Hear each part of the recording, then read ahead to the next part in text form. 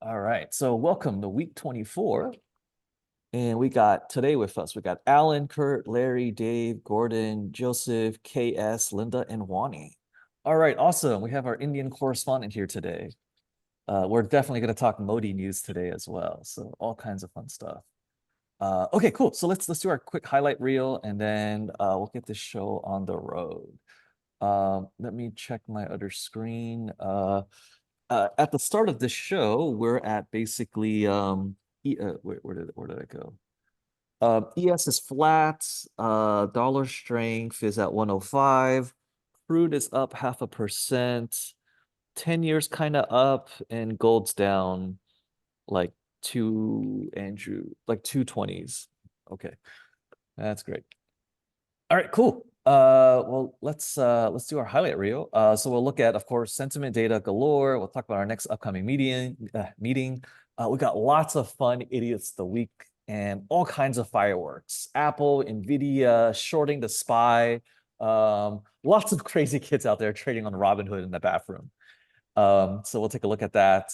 We got to get our next book review session scheduled.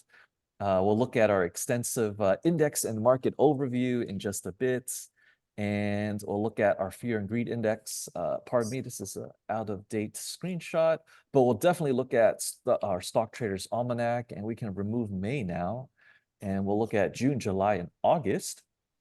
And Didn't the kids give themselves a name now? They call themselves degens. yes, they're called degenerates, and they call themselves regards, which is a typo for retard. Yeah. And then the Wall Street silver kids, we everyone calls each other silverback gorillas or apes for short. So those are the smart kids trading options on silver and stuff, myself included. But yeah. Cool. So we'll look at earnings, of course, the coming up stuff. We got Adobe today. Holy cow, Broadcom blew up yesterday. I was a little too scared, and I was happy with my GameStop winning, so I was happy to not overtrade. But GameStop, sorry, Broadcom moved like 2.1, 2.2 expected moves. So good thing like Flav and stuff sold at the 3 Sigma mark. But yeah, and then like it's all the other bigger cousins, they announced a 10-for-1 split, right? So kind of incredible. And but yeah, this share price is a little high. But yeah, good stuff. I guess the only They're other just trying to get into the Dow Jones. that too, yeah. With the weighting, yeah, you have to move your weighting a little bit. I guess Yeah, Super Micro would be like the next major contender, maybe to do a split too. yeah, but they don't have the horsepower to make the Dow. Let's see. And Super Micro has been kind of in like a sell-off mode. If you look at the momentum, uh, They've got no moat, yeah. none whatsoever. They're just yet another Taiwanese server manufacturer. But they say AI on the quarterly conference call, so everything should be Yeah, hunky dory. but everybody does that. You think Yeah. everybody in Taiwan's not saying the same thing? Yeah. Fair points. Fair points. AI is a buzzword. So That's right.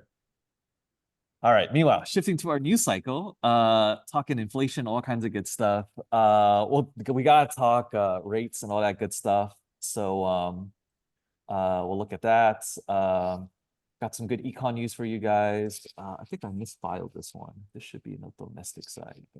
So, to chime in on that last conversation, so the thing about Supermicro, what I learned throughout the whole business, I didn't realize that they made servers for everybody. wow.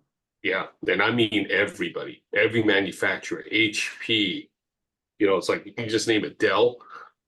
They also manufacture servers for them as well. So it's like they kind of like own the market now. That's No, the everybody does that. Every server manufacturer in Taiwan makes servers for everybody. Yeah, but I was it's in the even business for 10 it's years. yeah, but it's so interesting to see that they're pushing for this so dramatically. Because I spoke with a couple of the how do you say it? The product managers, product directors during my interview. So they kind of filled me in on what happened within the past 20 years of Supermicro. They started off as a nobody company, right? So it's just so funny that they came out as they're just cranking out generic servers. I remember buying them at the startup I was at, and that's what started it. It was because of that. They that's their entire spec. But now they're like the clearinghouse. That's the weird ass thing. I never expected them to get that big. Well, also about 6 years ago or so, Bloomberg accused him for putting in devices for like a backdoor and spying on people. That's Really? right. The BIOS, yeah, the BIOS. There's something within the BIOS that they were Well, they also showed some hardware bugs that they put in, and the stock dropped down to from like 20 to like 11, and look at it now. yeah. Wow. Is this it? Yeah. Ah, damn it, paywall. And And then Larry, it's also interesting too. I'm seeing like a lot of interesting cycling through applied material too on the amount of people that they're hiring as well. We're kind of going through like this weird little bump. It also seems to be a cultural workplace nightmare. Yeah, yeah. And, I and yeah. like Asians do not write reviews. So for an Asian to be pissed off enough to make an account on Glassdoor and to write this is pretty bad. So yeah. Charles, you sold out to the Chinese. What's wrong with you? it's And you use my fucking microphone. it's very Guangxi. It's very, very Guangxi. So just Uh, yeah. So that's every one of my friends that had to interact with them, they all said the same thing. It's trying to get things done. It's like near impossible. yeah, and man to man, like I've shaken this guy's hand because he was at the Intel event that I was emceeing, and he used all of my gear. But he's a bit of a pussy. Like just speaking frankly, like he's a nice, shy, cowardly Asian guy. Like you can see in the picture, like yeah, like no backbone. It's okay. Like I get it. Like but yeah. Okay, back to the show. Yes. So we'll talk a lot of we'll talk yields, we'll look at that. We're 600 days in the inverted yield curve. Like it's never been this long before. But yeah, we'll look at September and whatnot, and like all kinds of shenanigans. And we'll look at some buyback data as well. Banking crisis is still right around the corner. We just don't talk about it, but it's still there. And like we said, we'll talk Warren Buffett's current holdings, and we got to talk GameStop. And there's just so many layers of this, so we got to start from the top. But we'll start with the live stream and all the shenanigans and what's happening now, and a lot of stuff. All right. Black swans, I believe, are constants. There's the new Caribbean situation with Russian warships, which isn't great. I guess that's technically a new political crisis.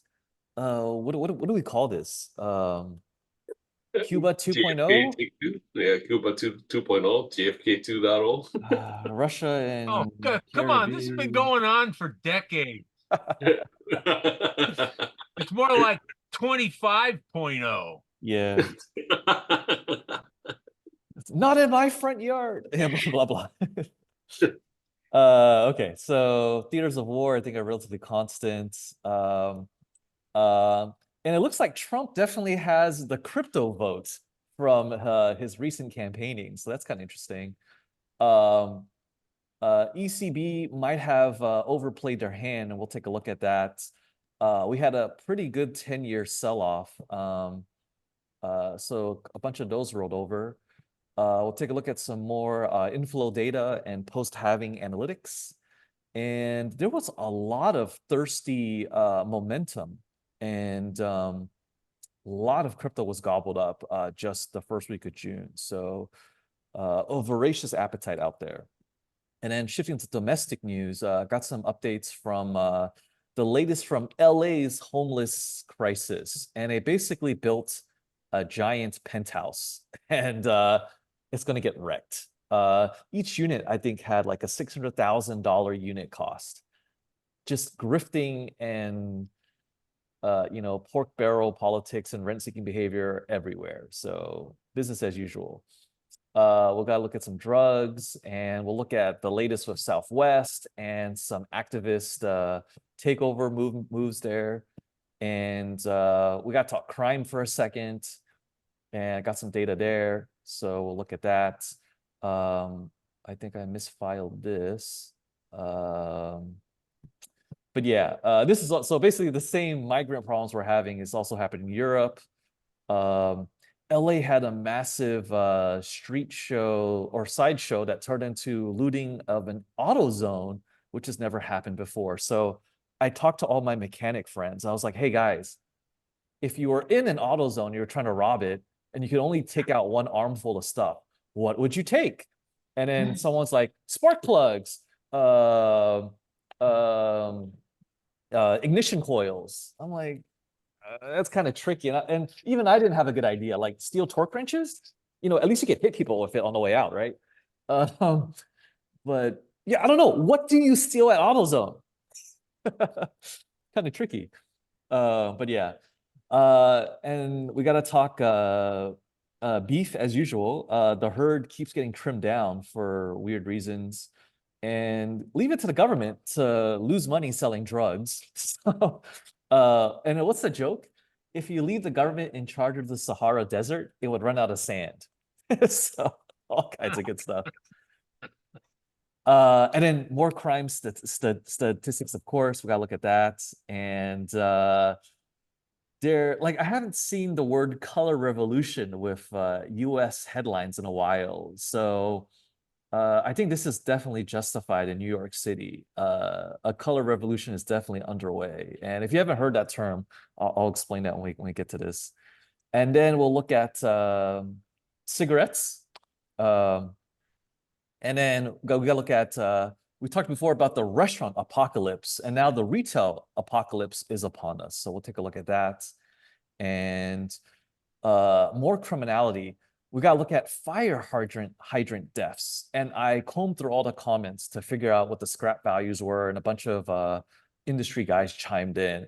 And this is a lot more diabolical than what it looks like on the surface. Like think back to 2020 and 2021, where pallets of bricks showed up in key Democratic controlled cities. This is the equivalent of that. So when we get to this, I'll explain more. It's a mostly peaceful protest, right? Mostly peaceful protest, right. And just, the material necessary for a riot just magically shows up. And if you want to burn down LA, I would remove a lot of fire hydrants, if you catch my drift. Okay. And hopefully you have hopefully you have fire insurance in LA County. Okay. To real estate news, we'll talk rising rents. We'll look at why boomers and millennials will stay at odds forever with real estate. And we'll look at more commercial real estate contagion news from the East Coast. And pivoting to the tech scene, we got lots of fun things. And I changed the meme here from Breaking Bad to one of my older favorites here. But this is fun too. And shout out to Ross for this old chart. I guess we have to redo this completely, or give it like another couple months and this chart might correct to these actual values. But yeah, looking at tech news, we got to look at Intel's plans in Israel and something about the rockets and the war there kind of is bad for construction. So we'll look at that. We got to talk Apple for a second. And for some reason, all the Zero Hedge articles on Apple were locked under the premium paywall. So I at least took screenshots to show you guys the trend, but we'll take a look at Apple for sure. And for Mag 7 breakouts, this is quite unexpected. So yeah, we'll take a look. And then we'll take a look at Elon Musk news, just all kinds of insanity. And I don't know why people are moving the stock up when they're fighting to pay him $50 billion for a terrible job. And we'll take a look at that. And we'll look at his slight face-off with OpenAI. And he backtracked quite a bit when they started releasing emails. And what I'm really curious about is, are what emails were not released that made Elon back down? All right, so yeah, and then we got to talk more shenanigans for Facebook, and between GameStop mania and Jansen Wong signing boobs, could this be the top? The market's getting really frothy. Like, where do you call the top? Like, what is the equivalent of the shoeshine boy in 2024? So, we're all curious. And shifting to labor news, a lot of job postings are fake for a variety of reasons. So we'll take a look at that and the analytics. And we have some general figures on the travesty of the rising unemployment wages for fast food workers in California. So on paper, 10,000 immediate direct losses. Downstream of that, that's probably a lot bigger. And this is only the beginning. So we'll take a look at that. And this is a photo I took last week in downtown. This is not last week. This is June 4th. Downtown Phi in front of Mendocino Farms, which used to be like my favorite like salad bar place. And this is 12 o'clock. And all the mopeds, Ducatis, and R1s are just chilling outside. And when you see $30,000 motorcycles and really broke guys on top of those motorcycles, you might be in a recession. Something like that. So yeah, like all these guys were just waiting for orders that they couldn't get. 12 o'clock, crazy. And I was talking to my favorite bento box place that I used to go to on Kearney Street. And the owner lady just told me like business is really bad. She had to lay off a lot of workers, but she's still kicking and alive, but it's pretty grim. So yeah, it's pretty sad just to see San Francisco die. But yeah, and yeah. Okay, more international news. Putin is about to visit whatchamacallit, what's Rocket Boy's name? Kim Jong-un, sorry. And concurrently, G7 meeting in Italy for the allied powers, as it were. And so, yeah. And then, so while US bombers are driving live munitions as a show of force against North Korea, North Korea they sent their second salvo of poop balloons. So, and then I found out that there's been some North Korean defectors in South Korea that last month started sending medicine and anti-Kim Jong-un leaflets. So I don't know if this is blowback with poop. Like, this is just bizarre to me. Like, but yeah. So we'll take a look at that. And yes, again, a part of the Russian war fleet is in the Caribbean, docked in Cuba.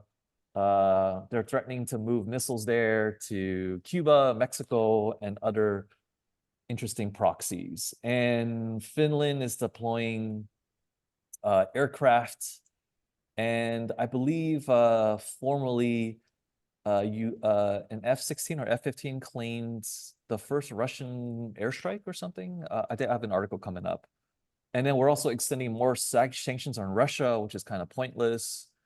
And I got some updates on Mexico, and the Mexico ETF, EWW, has dropped quite a bit, and the peso has collapsed. And new President Sheinbaum is an acolyte of the prior president, who we've also talked about, who is a known cartel sympathizer. So a lot of weird things happening in Mexico. We'll get to that in just a bit. And I put a screenshot here of the ETF. So similar to 2015, with the regime change and the incoming or possible incoming arrival of President Trump, this trading instrument will go down in flames, just like 2015. Okay, cool. Yeah, so here's the poop article I mentioned. And election season has been on fire in Europe, and there's been a populist revolt all across the board. Macron's panicking. Thank you, Linda, for giving me a brain dump the other day on the French situation. So we'll talk about that a little bit.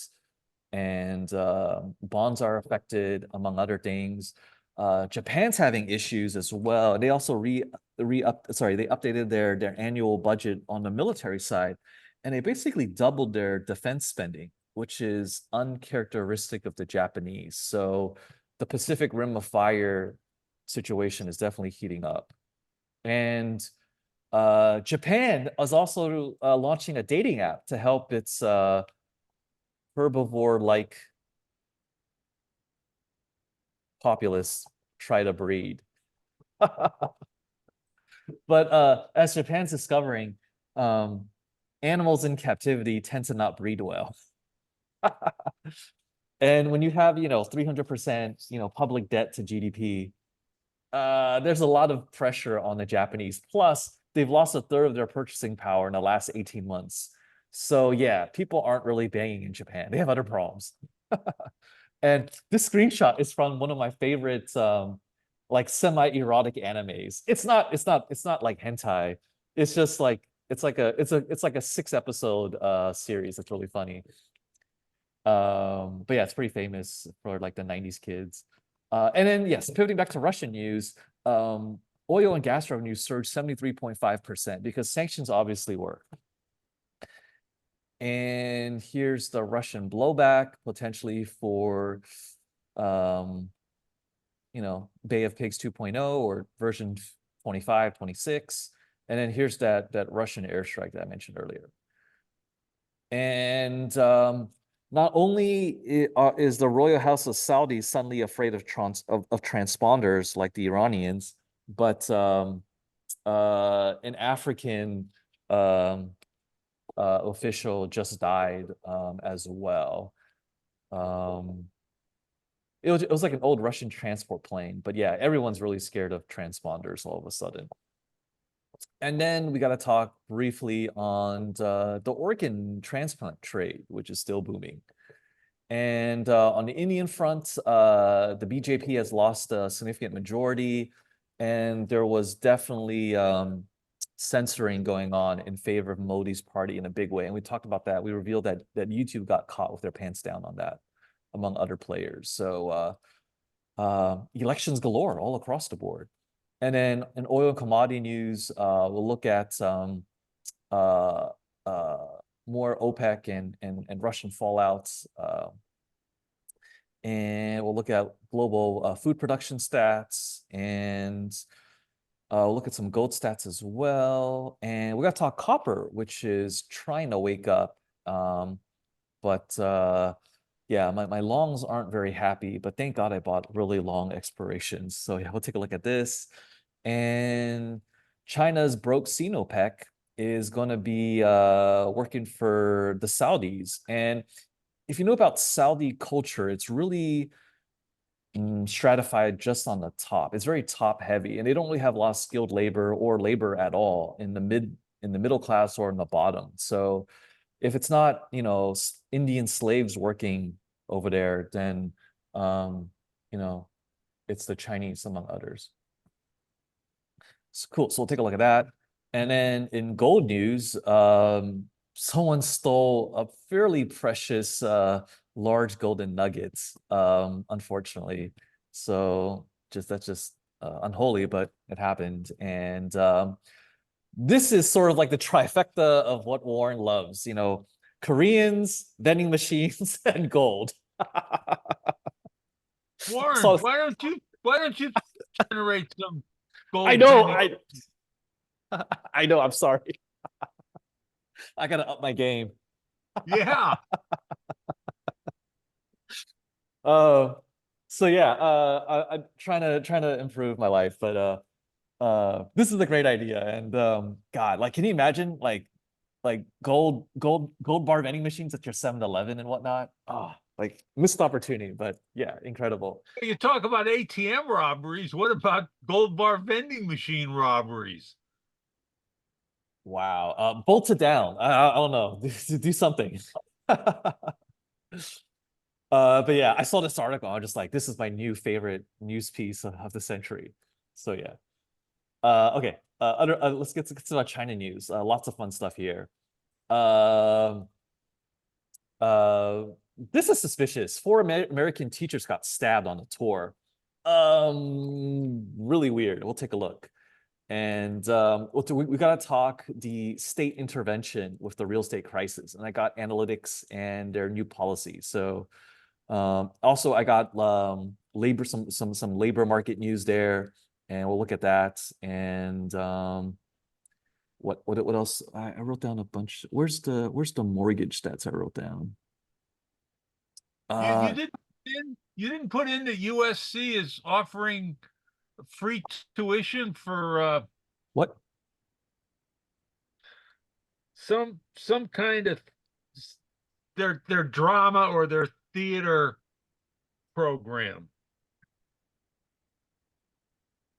You didn't spot that? No, there you go. Wait, what? Yeah, So- that's what I said. What? Why? Is this a joke? I don't think so. Wait.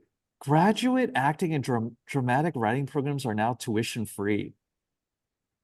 So I could pick up a master's at USC for free? Yeah, you Oh, got dramatic writing skills, don't you? I do. This is odd, but I don't want to get brainwashed. But yeah, this is hilarious. I'll take a look at that. Okay. It's not the world's greatest location for a campus either. No, not at all. Extra crispy there. Lots of iron content floating around. Okay. Good stuff. We'll talk China's markets quickly, and then I had mortgage news as well. I think it's on the bottom, but yeah, we'll look at the tariffs for Chinese EVs.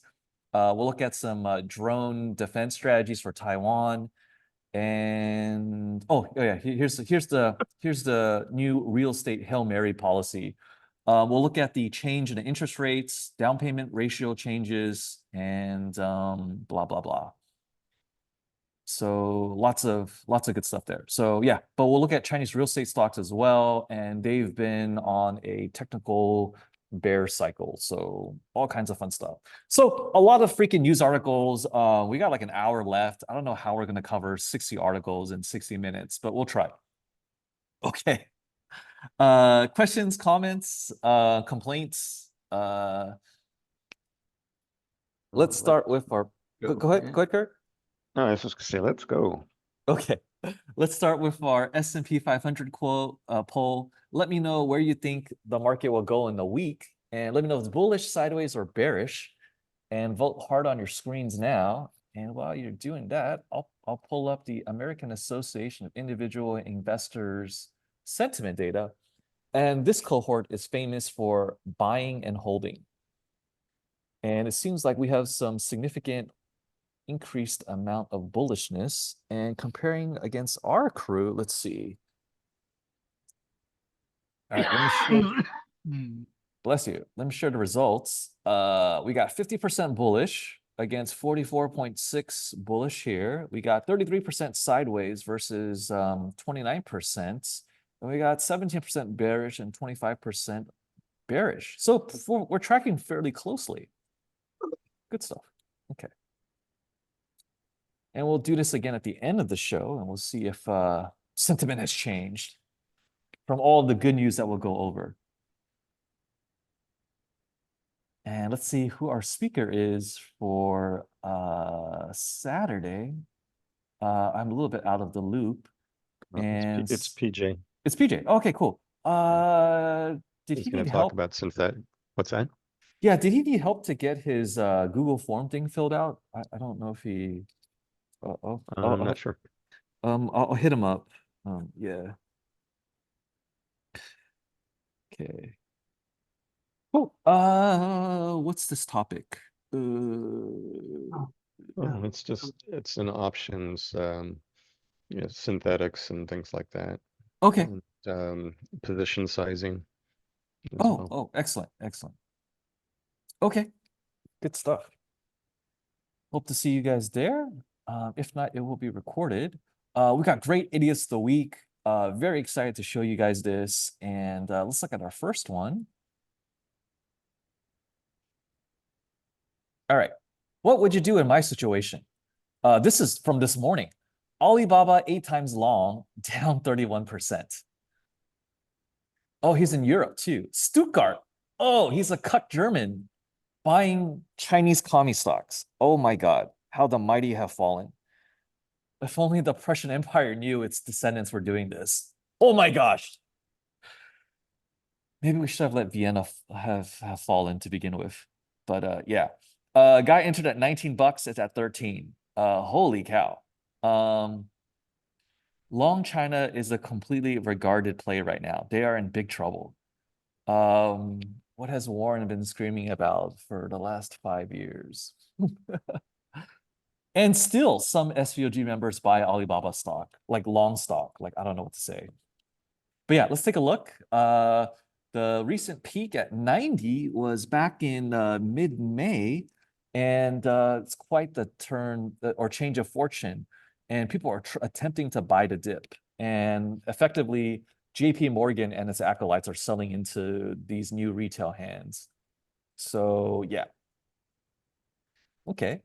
But yeah, you're seeing double down, all kinds of fun stuff. Sell at the bottom, buy again at the top, use butt plug fetish. Like these are all classic comments here. So yeah, good times. Let's look at our next idiot. This guy shorted Nvidia. Nvidia puts, this is what happens. In 1 month, buy $30,000. Like you just worked for free basically for a year. Like good job. So he bought very, very short-term Nvidia puts. What is Nvidia at? 118, 124. These are wild strikes. Holy cow. Let's go to the option chain and just look at the exact, probability of expiring in the same formation. So he's underwater, right? It's 128. Game over.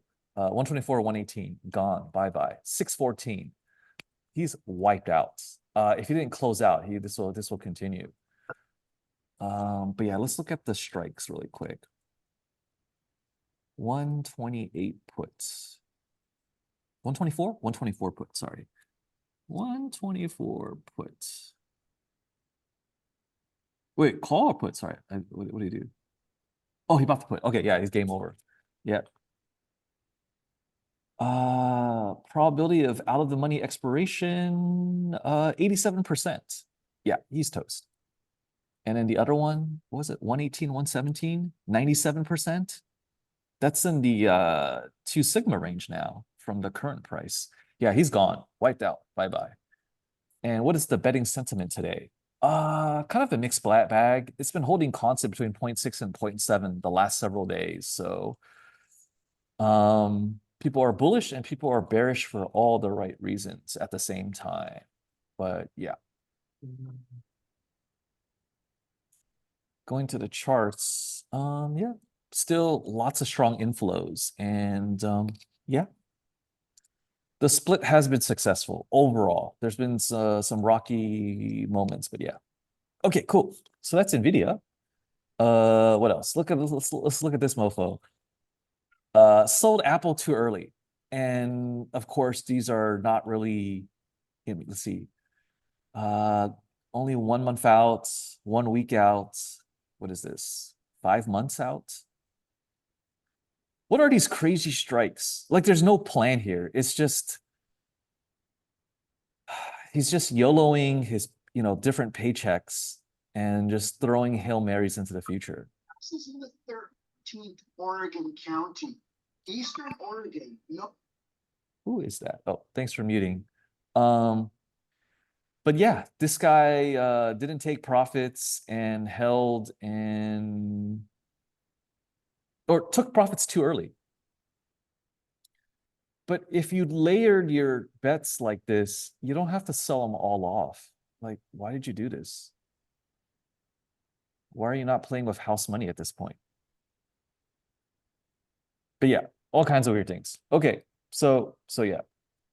That's Apple. I guess that's a success story, actually. But yeah, let's see. This might be a call for help. $93, and this guy is down 99%. Ooh, that is pretty painful. Did he post positions? No, this guy did not. Okay, sorry, I thought this was a better article. Let me look at the next one. Let's see. This is good advice in the title. Do not YOLO your whole portfolio. And for the cool kids, YOLO means you only live once. So effectively, this means you should go all in. So do not go all in on your whole portfolio as a translation. All right, so this guy lost about 11K or 80%. He has a $1.72 buying power. And what did he do? Learning experience. Do not YOLO your whole account and take profits. It's crazy that I'm 19 and I made $20,000 without knowing what the F I was doing, but I actually want to learn now.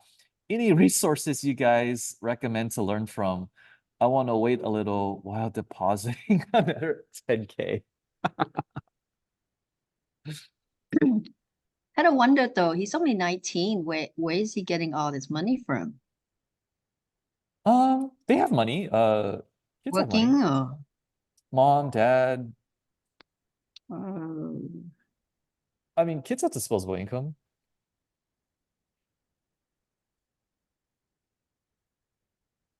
Well, and it's Robinhood. This isn't a lot of money. It could be financial aid. So, oh yeah, I was journaling about this the other day. Because a bunch of my friends, we talked about this. The Fast and the Furious series probably destroyed our lives to a certain extent because in our 20s, we should have been focusing on other things. We were focused on cars and girls. And it wasn't me, but for a chunk of us, some guys did use their financial aid money to like modify their Integras and whatever. So it does happen. So where do people get their money? Steal, lie, cheat, what have you. So yeah. Or they just ask mom. Like if you're like, what if your son's asked you $10,000 to learn to trade stocks? Would you tell him no? Not exactly, right, Wani? You might adjust the no, value. yeah, Yeah. yeah, I'll encourage. Yeah, I yeah. always encourage. Yeah. All right. So this next guy's crazy. All right. He's writing $500,000 on 0 DTEs on NASDAQ. Like, it's just Wow. insane. And what strikes he's doing, I don't know. But wait, what? I can't even tell what broker this is. Do you guys recognize this interface? It's not Fidelity.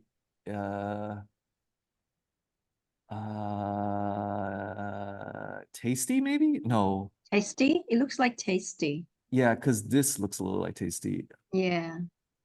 Okay. Something. But yeah.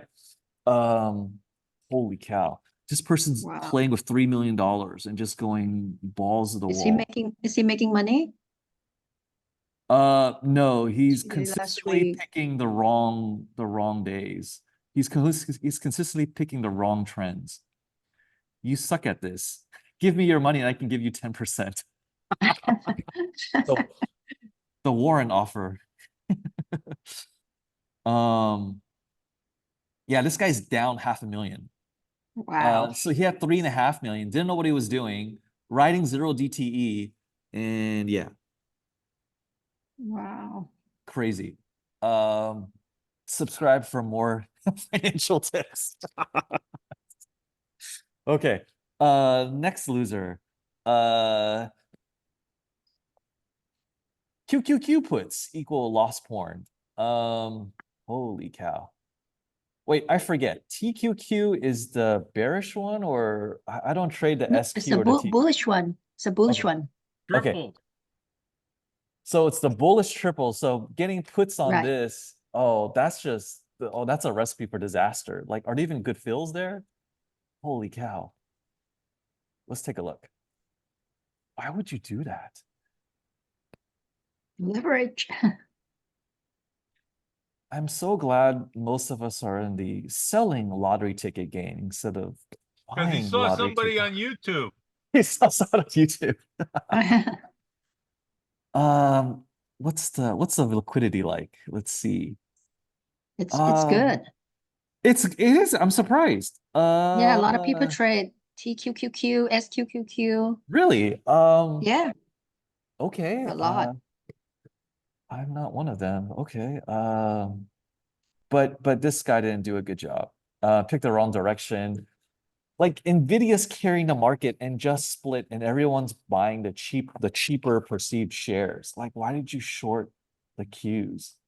What is wrong with you? It's an election year. How old are you? Is this kid also 19? This look. How old are you? I should ask that. Holy shit, let me ask that. He's gonna be so pissed. You can't have $3 million at How 19 old are years you? old. Oh, this is a different kid. This is a different kid. Oh, This kid only had less than 10K to play with. Okay, so this kid's definitely under 22. All right. So yeah, those are like these guys. And again, with the exception of the Apple person, everyone got really short-dated contracts. Like make the clock your ally. Don't make it also your enemy because you'll lose. All right. Let's jump into our index overview. Yeah, let's go to toss. All right, let's go to the fun stuff. And let me take a look. Where's the market? Okay, it's still flat. We just had FOMC comments, right? Or the press release just ended. It started at 9, I think, right? Let's see. Oh, it's over. I guess pretty boring since the market's dead flat. But yeah, looks like smooth selling for the rest of the day, or at least until tomorrow. What's tomorrow? Friday. No one cares about UOM consumer sentiment that much. Okay. All right. Let's start with our index overview. S&P 500. Let's start with the futures, the supposed smart money. Let's take a look at what these fun kids are doing. And we're forming a nice, beautiful doji at the moment, it looks like, on my 5-minute chart. Yeah. All right, let's take a look at the put call ratio, 2.119. That is a little bit surprising. Fair value is about 1.4. Are the deltas kind of urgent? Not really. We've seen this at extremes in the high 80s. 77% is a fairly normal trading day, but this is substantial hedging for a flat day. I guess everyone was holding their breath for FOMC commentary, maybe. But in terms of momentum, it's been in sell-off, a sell-off zone for a while, and we're still treading water at the zero line. Hey. So, sorry, question, comment? So yeah, we're treading water at the zero line at the moment. So smart money is not really thrilled, at least not going long, it seems. Okay, cool. Let's go down the value chain and pivot to the big boy option contracts of SPX. And we call it big boy because 10 shares of the SPY equal 1 SPX. So you could save on some commissions if you've been trading the SPY wheel or something.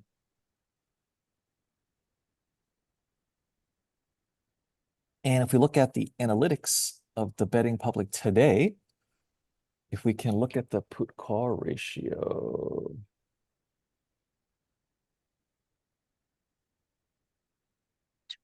Let's see, 1.492. This is a normal day. So yeah. So it looks like we're seeing a bifurcation of the smart money, right? So the future side is hedging and the big boy option contracts, no one really cares. But this might be because of the zero DTE crowd. I'd imagine they flatten the put call ratio a bit with all of the sold iron condors. Okay. And let's look at SPY, the retail friendly side, and let's see how they're shaking up.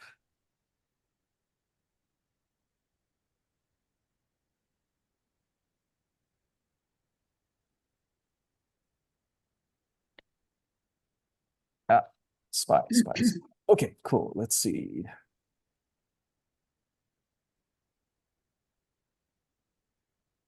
Uh, 1.246.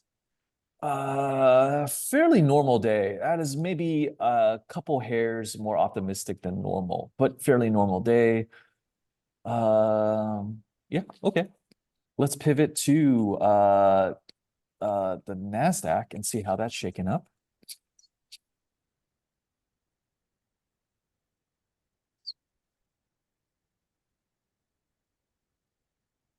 So the charts first. Okay. Yeah, similar problem with the ES, right? A lot of sell-offs and just treading water above the zero line. This is a very weak or a very weak bullish chapter. This could fall apart at a moment's notice. I mean, if Nvidia sneezes, this line goes under zero. And if we go to the analytics, let's take a look at the put call ratio.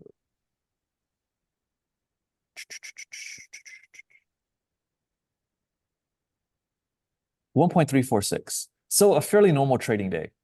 Fair value 1.4. Okay. So let's switch to the Russell 2000 to get a better slice of the marketplace. So top 2,000 companies instead of top 500 with the Russell. Does anyone know how many companies are in the NASDAQ? Hundreds, thousands? Several hundreds? Let's see. Russell 2000, down 1%. This is I call it the schizophrenic index because it loves to overreact. Why is this? Oh, sorry, I'm like overwriting this incorrectly. Come on, Swab. Oh, what about the massive Swab outage the other day? Holy cow. Were you guys okay? I know a lot of the the shorts couldn't close in the morning, which cost them dollars. Lots of people were pissed. How long was the outage for? I didn't have any problem. 3 hours. Wow. My mobile app didn't work till the afternoon. I could log in about 3 hours in myself, and then Wow. yeah, a lot of folks were complaining. A lot of people are leaving, and then people are like, "I'm going back to Fidelity." I'm like, "What?" Because Fidelity gives you interest on your unallocated funds. Did Trump come out and explain what happened? You know, usual BS. But then a lot of folks chimed in that this has never happened before. Right. Even for Swab, for longtime Swab customers, it's never happened, especially 3 hours. You Wow. could lose your portfolio. That's really bad. Yeah. You could lose a lot of money in 3 hours. You know, lose the opportunity. Yeah. I'm like, I mean, who are we? Robinhood? So yeah. Yeah, Russell 2000, 1.3 on the put call ratio. That is extremely bullish, ironically. Fair value is 2.3, so that's crazy. And if we look at the inflows, why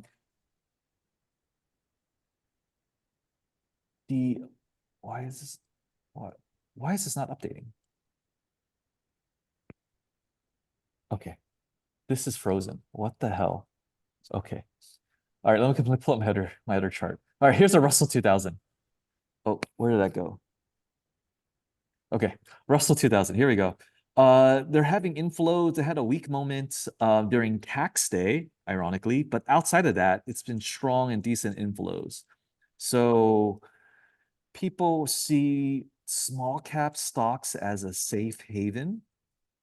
That doesn't seem to make sense to me. But I'm a gold guy, so a lot of this doesn't make sense to me.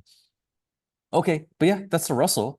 And our last index, we gotta look at the diamonds for the Dow Jones. So let's pivot to that.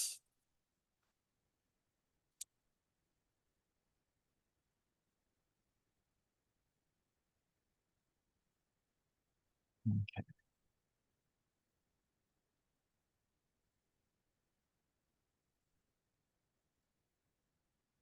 Dow Jones is usually the more optimistic side of the indexes, but today, unfortunately, it's a little down at the moment.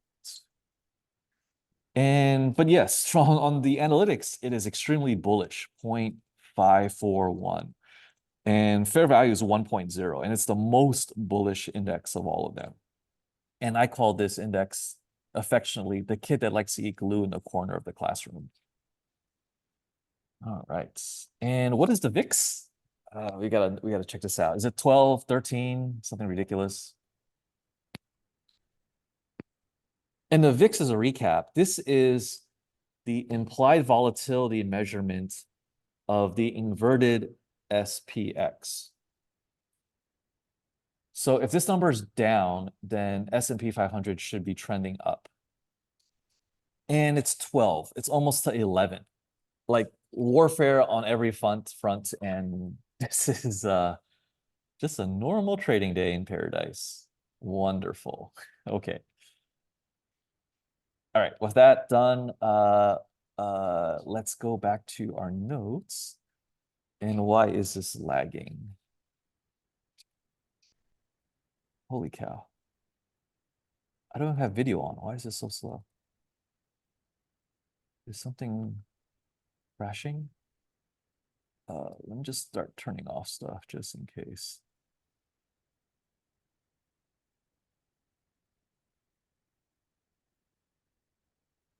Okay. Okay, hopefully that's improved things. Where am I going? Oh, notes. Go back to our notes. God damn it. Error report. Oh, swap. Come on. I think I need to restart my toss. It's definitely crashing. Come on. Can you guys still hear me? Yeah. Okay. All right, let me restart toss. Yeah. Okay. So good. Thanks. Okay. Thinkorswim has definitely crashed. Let me restart that.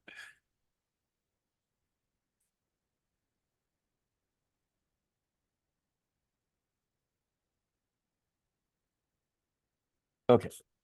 All right. Sorry about that. While that's reloading, let's talk our fear and greed index and look at CNN. And I found an interesting mention somewhere that the my McKellen index is named after the Hindenburg disaster, which goes back to a trend that was supposedly identified as a technical pattern to look at black swans like the Hindenburg. So yeah, it's called the Hindenburg omen. So that's what here, sorry. All right, so let's start. Let me start from the top. Fear and greed index. There's a couple components that the CNN team or selects, and I don't agree with half of it, but this one, the stock price strength. This is actually the Hindenburg omen. So yeah, it's comparing 52-week highs against 52-week lows. This is the formal classification and definition. So if you would like to look this up, let me drop this in the chat and you can read about it. But yeah, so that's where it comes from, which is kind of cool. All right, so looking at this, our aggregate score is 43. Last week was 44, a month ago was 48, and a year ago was 79. So definitely a different time and space. And here's the sort of trend line. So a little all over the place.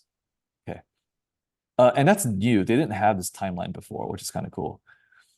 All right, so looking at that first indicator, they just look at the 125-day moving average. You can trade this for sure. And then here's the Heisenberg Omen, and we're kind of moving towards extreme fear because there's more 52-week lows than 52-week highs. And looking at the McKellen index, this is looking at some more of a median value of movement, and we're looking at overall number of shares rising versus overall number of shares falling. And this is also on the low bound, so therefore it's extreme fear. And this stuff is bogus, which is why I discount it a lot. And we'd already talked about the VIX. The markets are not pricing VIX correctly. So to Ross's point from a couple of weeks ago, risk has moved on to the sovereign debt markets for the most part. And I think it's a more than fair point. Okay, cool.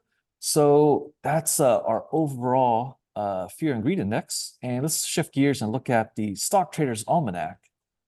All right, so let's read it. Let's look at our June readout.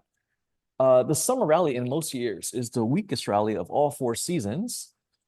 Week after June triple witching day, Dow is down 26 of the last 32. Recent record, S&P is up 12 and down 9 with an average loss of 0.8, ranking number 11. And summer doldrums can begin as late as June. And we should watch out for end of quarter portfolio pumping on the last day of June. And we can expect the Dow to go down 18 of the last 32 sessions and NASDAQ 9 of the last 12. And in presidential election years, June ranks number 7 for the S&P, number 5 for the Dow, and number 2 for the NASDAQ. And June ends NASDAQ's best 8 months currently. And in hindsight, seeing the outflows of the NASDAQ, that kind of makes sense. So we are seeing some confirmation of this almanac point, at least. Cool. And gazing down the tunnel of time, let's take a look at July. And July is the best month of the third quarter. Start of second half brings an inflow of retirement funds. First trading day, Dow is up 28 of the last 32. Graph above shows strength in the first half of July. Huge gain in July usually provides better buying opportunity next 4 months. Start of NASDAQ's worst 4 months of the year. And for presidential election Julys, it ranks number 6 for the Dow, number 6 for the S&P, and number 9 for the NASDAQ.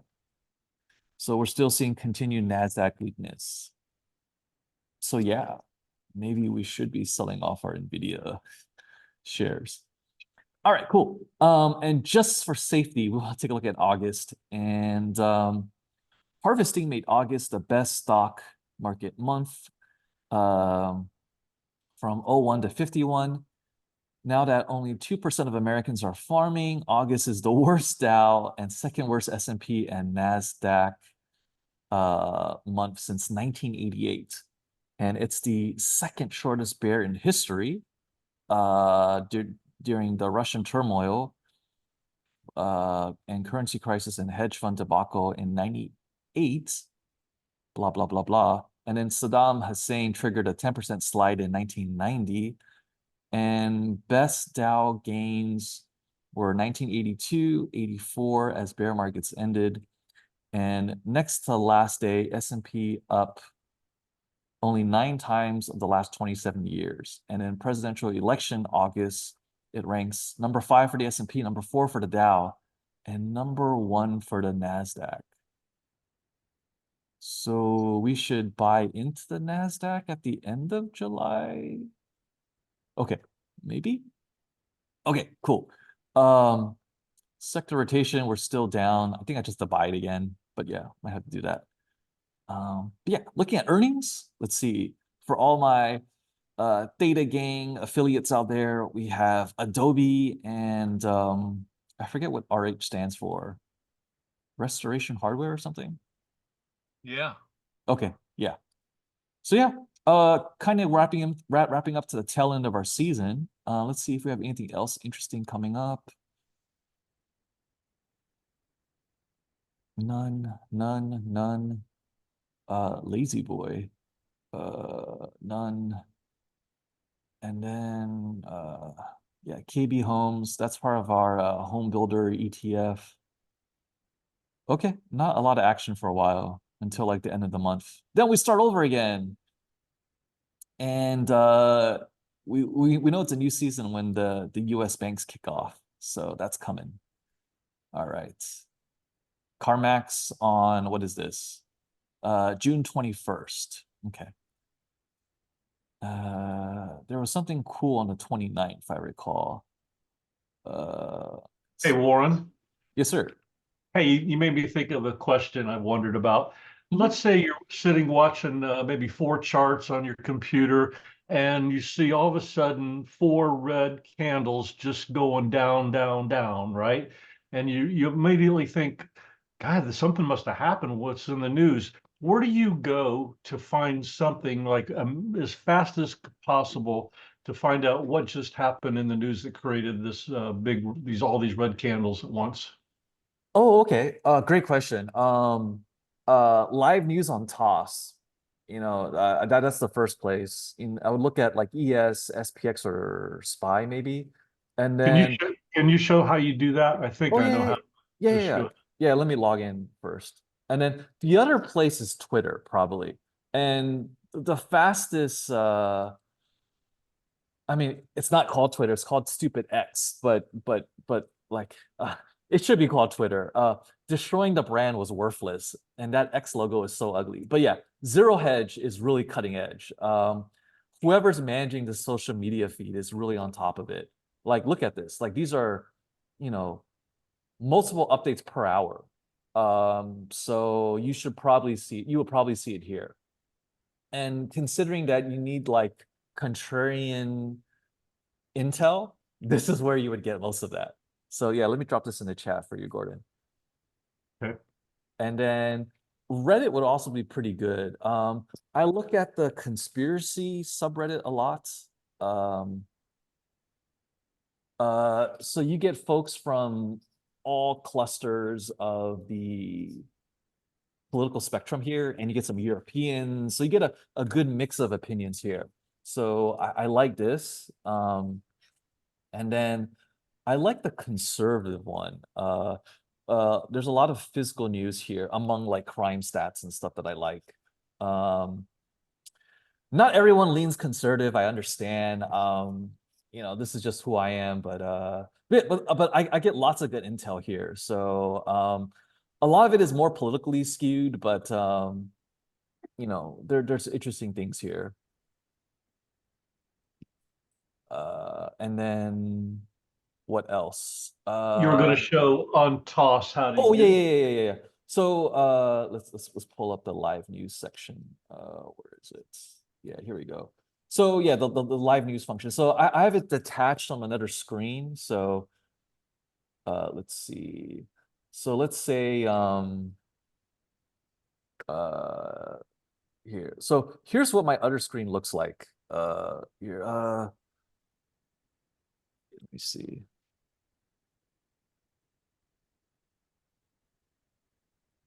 Oh, sorry, I have multiple screens. So let me grab a screenshot. SPX. Okay. So this is what my second screen looks like. So I have my main chart window detached, and then I copied Flav with he has 11 charts he follows. I need to get a big 40-inch screen like Alan at some point, but I look at the ES, the dollar inverted, oil, the shorter treasuries, and gold, and they tend to move in correlation a lot, which it shouldn't be, but it does a lot, and especially the inverted dollar. This is the most. I look at this more and more now because it is scary how prescient this chart is. Every trade is a pairs trade. Like that logic is real, and the US dollar goes up and down with that. So I follow that a lot. But yeah, you'll see the live news populate here. So hopefully you know like what's happening. Like when Southwest was having activists buy-ins with the Elliott Group, you could see that populate here, and Southwest would take off. Something like that. But yeah. Yeah, Okay, hopefully that well, answers your question, Gordon. I'll try that. I'll try that Reddit. I look at Zero Hedge every morning, but I didn't think that would be like a breaking news place to go. It But you think- is. Yeah, yeah. especially the Twitter side. Twitter side, so go to Twitter for the headlines to figure out what's really happening because they drop it, they post really quickly. And then the commentary on Zero Hedge is where like the real jewels are found. Like speaking of which, like one of our first posts is a Zero Hedge comment of the week that I picked. And there's a lot of sharp folks here. There's a fair amount of trolls, but there's a lot of sharp traders here. There's a lot of industry experience in the comments. Like, I think you'll really like it. Okay. Yeah. And then, yeah, so enjoy that. Let me know how you like it. And then getting into our, yeah, what did I skip? Earnings. Oh, let's look at what the kids are trading today. So we'll look at swaggy stocks. And this is an analyzer of the Wall Street Bets subreddit or the forum on Reddit. And instead of looking at individual posts, this looks at sentiment of all of them. So you're looking at aggregate data, like what's bullish, what's bearish. And for me, that's more than enough to trade with. And oh, to answer Gordon's comment, look at this because these kids are refreshing Reddit and everything else like crazy. So they're trying to find alpha in their own crazy way, despite their inexperience and youth and aggression. What you see trending in the top 5 here is what's hot. So this is also a really good tool. So I would recommend bookmarking this or looking at the other variants that we have of the retail analytics. So we have 3 of them. So you can see which one is most aligned for your uses. I like swaggy stocks because it's really simple, but you can see what's been trending and what's hot. And I promise you, these kids on Robinhood, they want alpha today. So they are on top of today's news better than most of us. So yeah, like today we can see that the kids are really focused on NVIDIA still, Tesla because of the comp package, Apple because of the Mag 7 breakout, Supermicro because I don't know why, and Avago obviously because of post earnings. Why are they talking Wayfair? This I don't know. AI is just a buzzword. AMD here, PPI data. Like you can see what's hot and what's not. Cool. So yeah, use the kids as a nice canary in the coal mine. And I love looking at the sentiment colors. So when it's red and bearish, like I know I can go in for a short. So looking at today, like the cues don't look really confident here. So I see equal amounts of bearish and bullish sentiment here. So stuff like that. All right, cool. And getting to our news cycle, let's get to our econ news. So yeah, lots of talks about rate cuts and whatnot. And here's like the no bullshit macro, comments. And this guy posted it. So yeah, blah blah blah.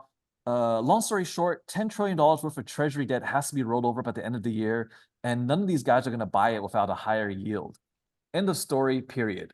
Now, for election purposes, this is totally horrible. Like you cannot raise rates prior to an election. So yeah, but long term, at least for the year, this is a writing on the wall. So would the Oval Office sacrifice the stock market to save the bond market? 100%, 100%. So just know that in the back of your mind, like that Fed put isn't what you think it is. So yeah, just be careful. So yeah, this is I think a key blind spot with a lot of suckers that want cheap money. Okay. This was misfiled, so we can delete it. But yeah, let's get to the rest of our econ news. We gotta talk lots of Powell stuff. So yeah, let's get to our first article. You know what? 11:35. We're very behind, but we just want to look at the dot plot here. All right. Okay. So potentially we have let's see 10 members dovish and no cuts potentially. So for timeline, let's see, this was March and then this is June. So we've seen a complete flip. So yeah. And then let's see. what potential timelines do we have? Let me skip to the next point. Where's the chart I want to show you guys? Where did that go?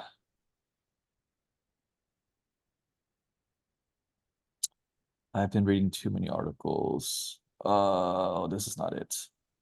Pardon me. Let's jump to the next one.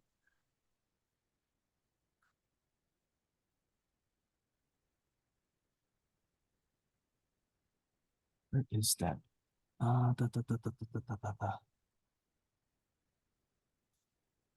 Not seeing the chart I wanted. Something like this. Okay, let's see. Projections of the future. All right, so 2024, 2025, and into the future. So the implied Fed funds rate should be going down over time, but gosh, we'll have to see what really happens this year. That's not the article I wanted either. I think it's buried somewhere below. Okay, we'll find it eventually. Okay, but yeah, shifting to another side of the house. Let's see. Goldman Flows Guru says, keep a market melts up card on. Sorry, keep a market melts up on your bingo card for July. So this would kind of run counter to some of the stock almanac data, but a melt up certainly is possible. So, you know, if Venezuela is any indicator, you could still have society collapse as the stock market hits all-time highs. Okay, cool. And let's look at the, oh, okay. This article was viewable, but looks like Tyler put it under the paywall, so we can't really play with this at the moment. That really sucks because there was a beautiful buyback breakdown. Ah, shit. If you guys bookmark this, I'm probably sure it might be off paywall maybe by the end of the week or something. Okay, we'll You know, skip to you need to save things because that happened to me like 3 times last week. yeah. I mean, but there's so many articles that would really screw up my workflow. I should just I should just buy the stupid membership again. It's only $30. I'm being too Chinese. Sorry. Wow. At some point, paying for everything's impossible. Yeah. I mean, yeah, but it's the cost of doing business, so it's it's okay. Yeah, Oh. yeah. Okay. Let's get back to our next article. The regional banking contagion. And of course, this is KRE, our regional bank ETF. And let's take a look. We talked about you know, the main villain currently is New York Community Bancorp. Okay. So here's KRE. It's trading very sideways, and I did try to short this a while ago, and they had a bail-in in the beginning of the year that kind of pissed me off. So yeah, be careful with bank stocks. Being a contrarian doesn't really work with these guys. Yeah. And let's see, where was okay, I think we can skip that. Let's just go to the the holdings of this ETF, and let's look at that list because I think it's been shifting quite a bit. Here we go. All right, so here's the top 20 holdings of the KRE regional banking ETF.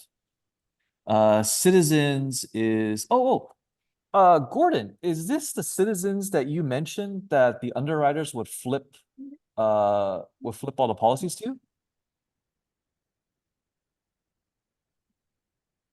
Or is that the same name? I'm sorry, say that again? You mentioned Citizens was gobbling up a lot of the policies. Yes. Is this the same Citizens group? Citizens No. Financial Group? Oh, it's No, different. Okay. CFG, I've never heard of that. Okay. Yeah, it's not a stock traded company. Okay. No worries. The secondary market is very murky, I'm sure. So, but yes, this is regional bank holdings, and let's see if the makeup has changed at all. Let's see, New York Community Bancorp has moved up from rank 11 to 7. So why the fund manager did that, I have no idea. But let's take a look at New York Bancorp itself.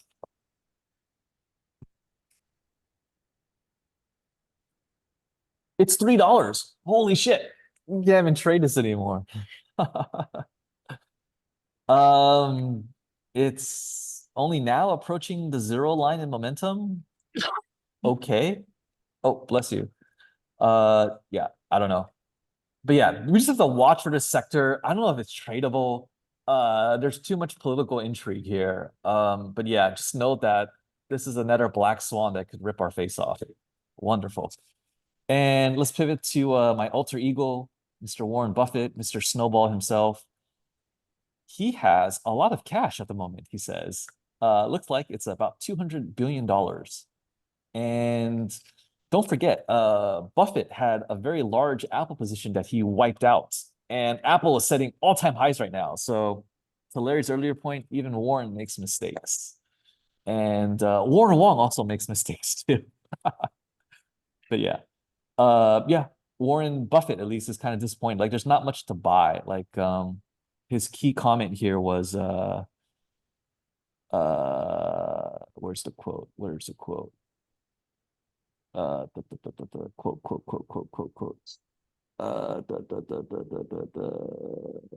Where's the quote? Where's the quote? Oh yeah, we would love to spend it, but we don't spend unless we think there's really something that has very little risk and can make us a lot of money. Okay. Chubb. Great. Chubb, yeah, there you go. Cool. Not super micro. Not super micro. And then, oh my God, Roaring Kitty, Mr. Keith Gill. So I looked up his background. Business major, he's my age. He was a track and field star in college, set a couple records, ran cross country as well. What else did he do? Worked for a low-end trading house or something. I forgot, I think Citicorp or whatever. So yeah, he has, here's another thing. He is a CFA. He's not active, Yes. but he is a CFA. And he has security or had securities licenses. Correct. He was FINRA Yes. registered. So Yes. So he Uh, knows about the market. he knows a little bit, but the fact that he uses Fidelity raises substantial questions on his acumen. I mean, does your broker tell you like your success? To a certain extent. I mean, SVOG has been around for over 20 years, and by and large, most of us are on Thinkorswim or have spent a significant amount of time with it. So yeah, that says something. But I do like this picture. Let's see. He has a TI-83 calculator. He has a stack of Uno cards. What are these? What are these platinum balls? What the hell is this? But yeah, kind of interesting, but yeah. Like I don't know where to start with this. Like, do you guys have any questions, or we could just skip this if you guys are over this, so we could save some time. Skip it. Okay. He's an idiot. And It's he over for him. Yeah, he overplayed his hand. Yeah, it's and But his he turned Mhm. Go ahead, Wani. No, he turned like $50,000 into like $400 million. That's the claim. Right, and he If says he like did that, why the hell is he on YouTube? Well, I mean, money doesn't mean anything to him anymore at this point. You know, if you're that rich, right? he's not rich. you He's not just- rich. Not rich though. I it's- don't What do you believe that's mean? 300 million. It's paper wealth. It's paper wealth. Right. But he can liquidate his position anytime, right? And then We take know that, but two, he we two, know that, $300 million. but he hasn't, and he has like he technically could exercise his options and Right. hold the GameStop market, but it expires tomorrow, and he hasn't done it Next yet. week. Next week? Oh, sorry, that's right. Yeah. Next Friday. Sorry, next Friday. Yeah. So we'll So see. does he trade for a living? What does he do for a living? No. now? He used to. He tried to do, the CFA game. He was really bad at it because he didn't last at all. So, I mean, he's a gambler. He's not selling for income like we are. Well, he doesn't need any more money at this. No. But his level, origin right? story, he could have screwed this up. And again, he's looking at the obvious stuff. Like, yes, GameStop was a short squeeze candidate at the time in 2021.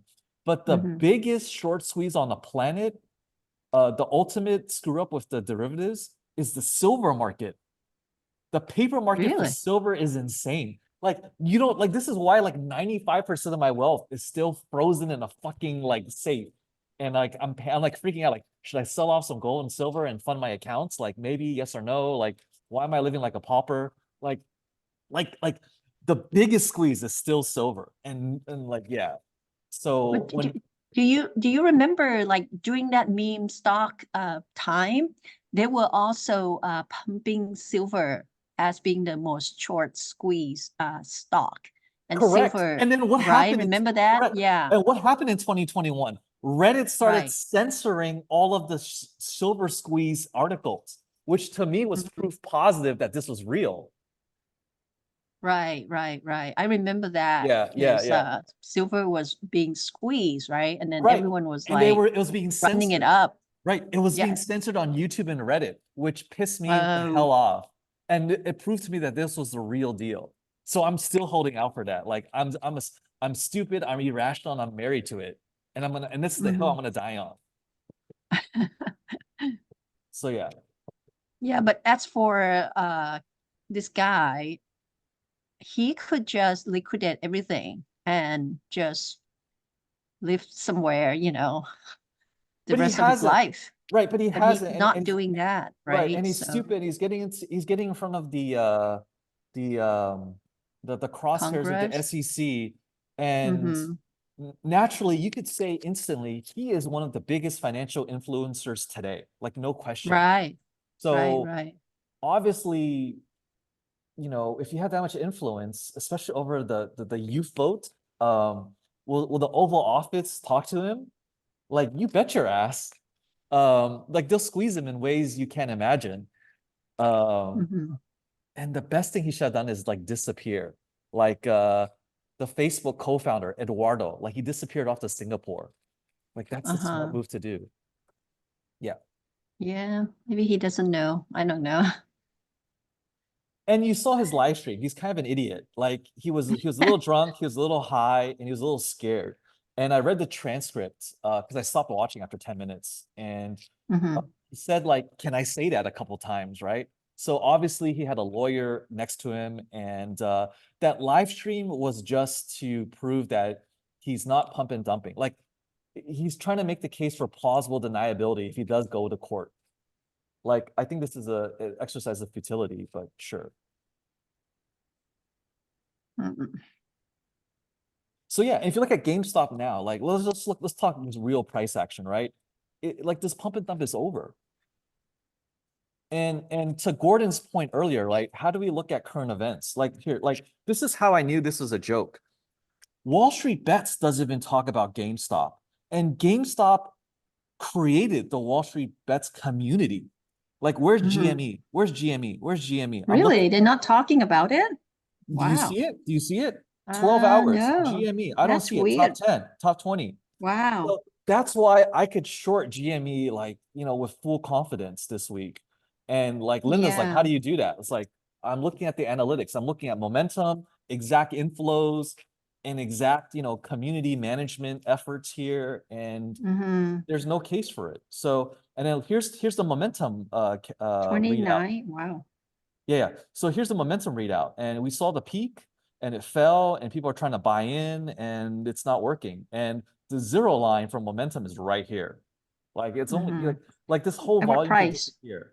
What price at? About 2018?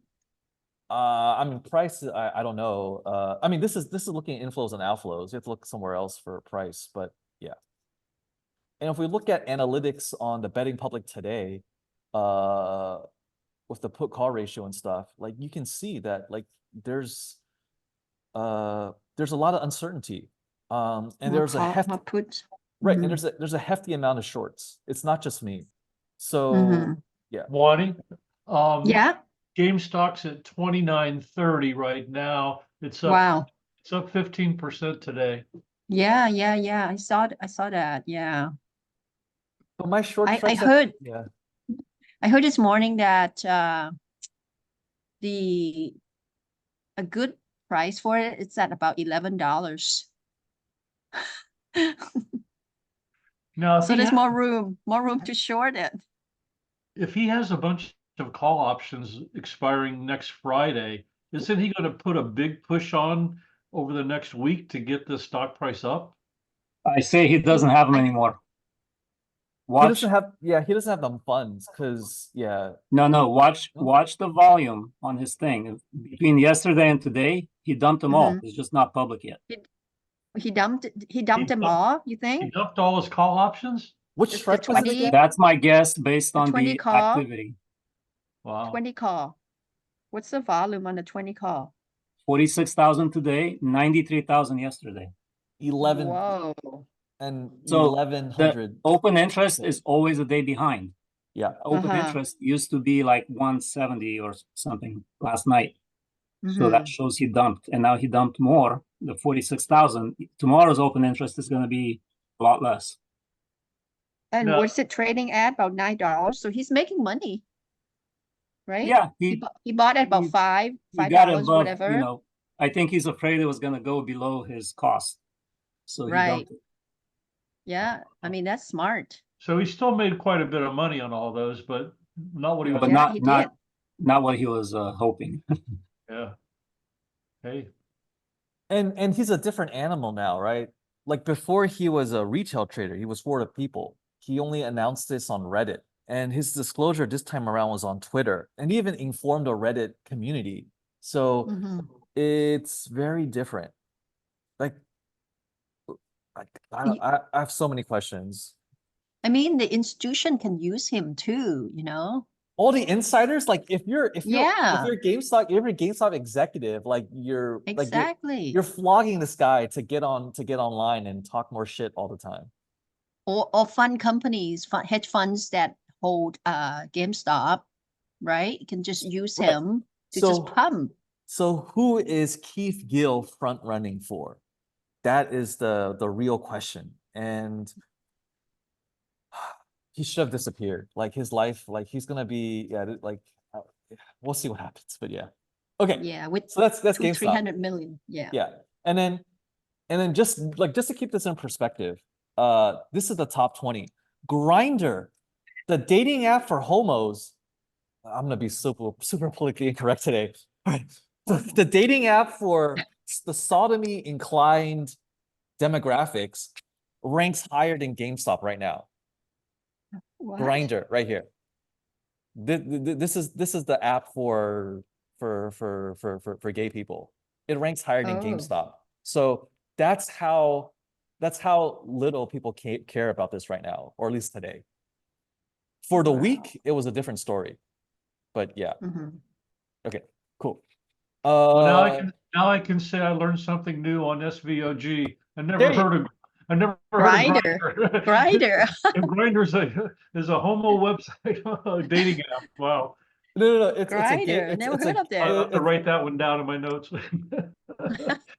Is this it- something new? Grindr?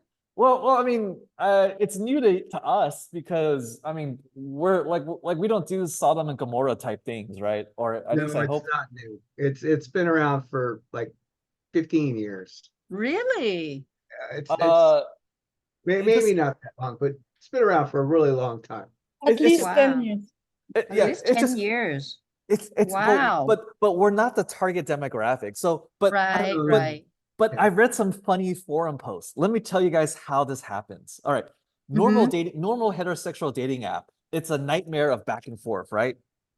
You know, whatever app you use. With Grindr, do you know what it is? Like this is what I've seen No. screenshots. Okay. There's two gay guys, right? One's a top, one's a bottom, or there's a switch sometimes, right? Okay. The top sends a asparagus or eggplant emoji. The bottom sends a peach emoji to show that he's the bottom. And then the next line would be, once they figure out everyone's role, the third line item is an address. And that's it.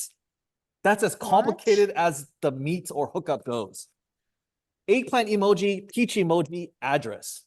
What's the eggplant and then the peach emoji? What does it Eggplant mean? tells you, I'm You the need top. to do research.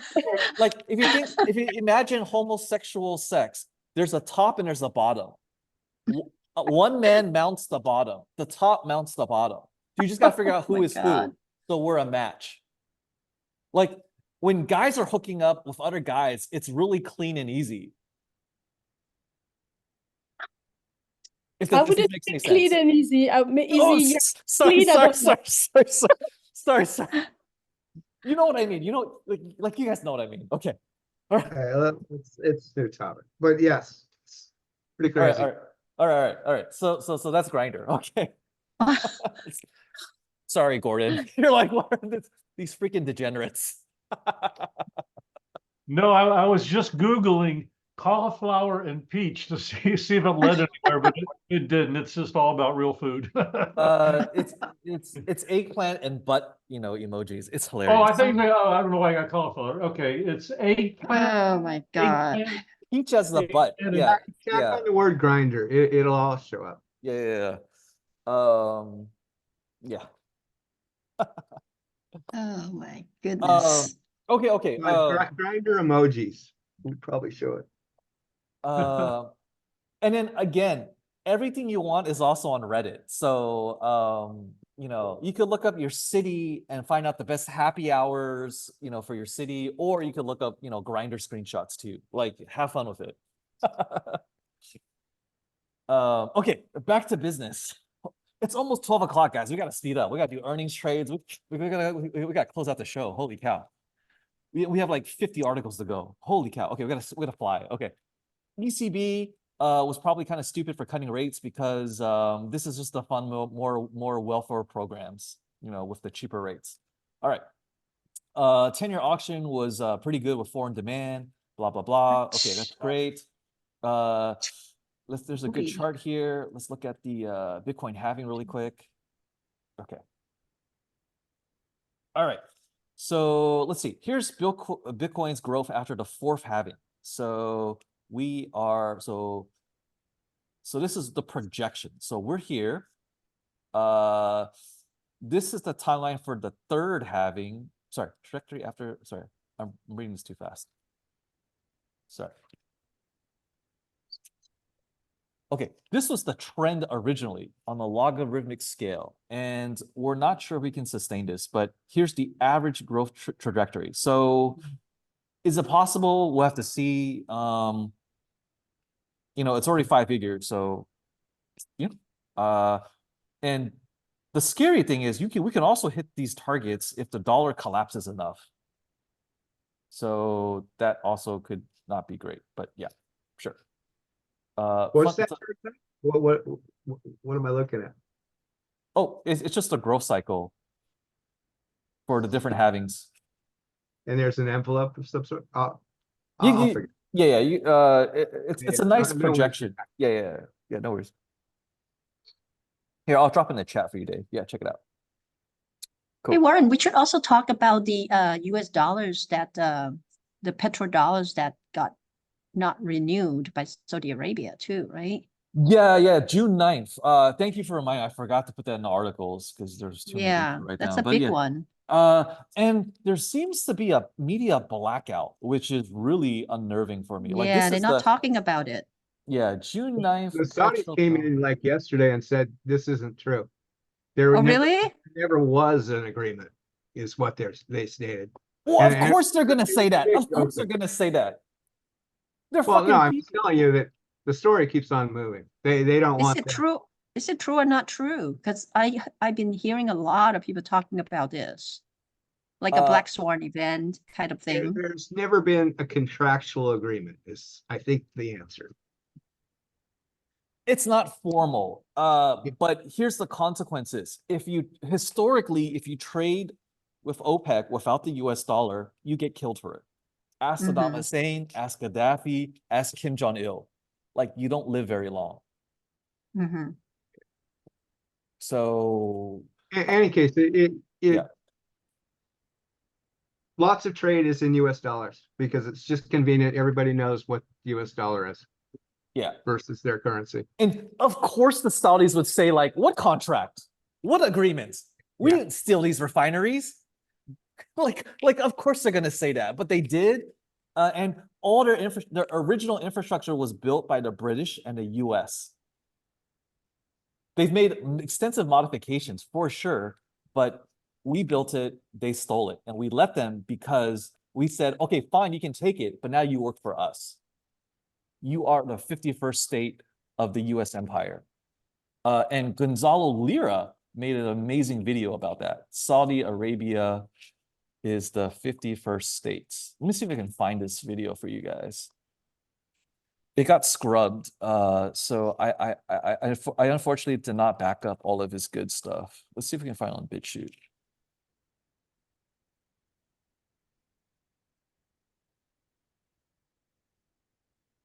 Because if they don't use US dollars, what they gonna use, right? Anything. Anything else? Anything else? They'll take physical gold for sure. And I also been hearing about like going back to gold standard. Well, I don't- so they're working on it. Just wait until they start announcing things. Yeah. Mhm. Okay, I can't find a video. Oh, it's unfortunate, but yeah. Okay.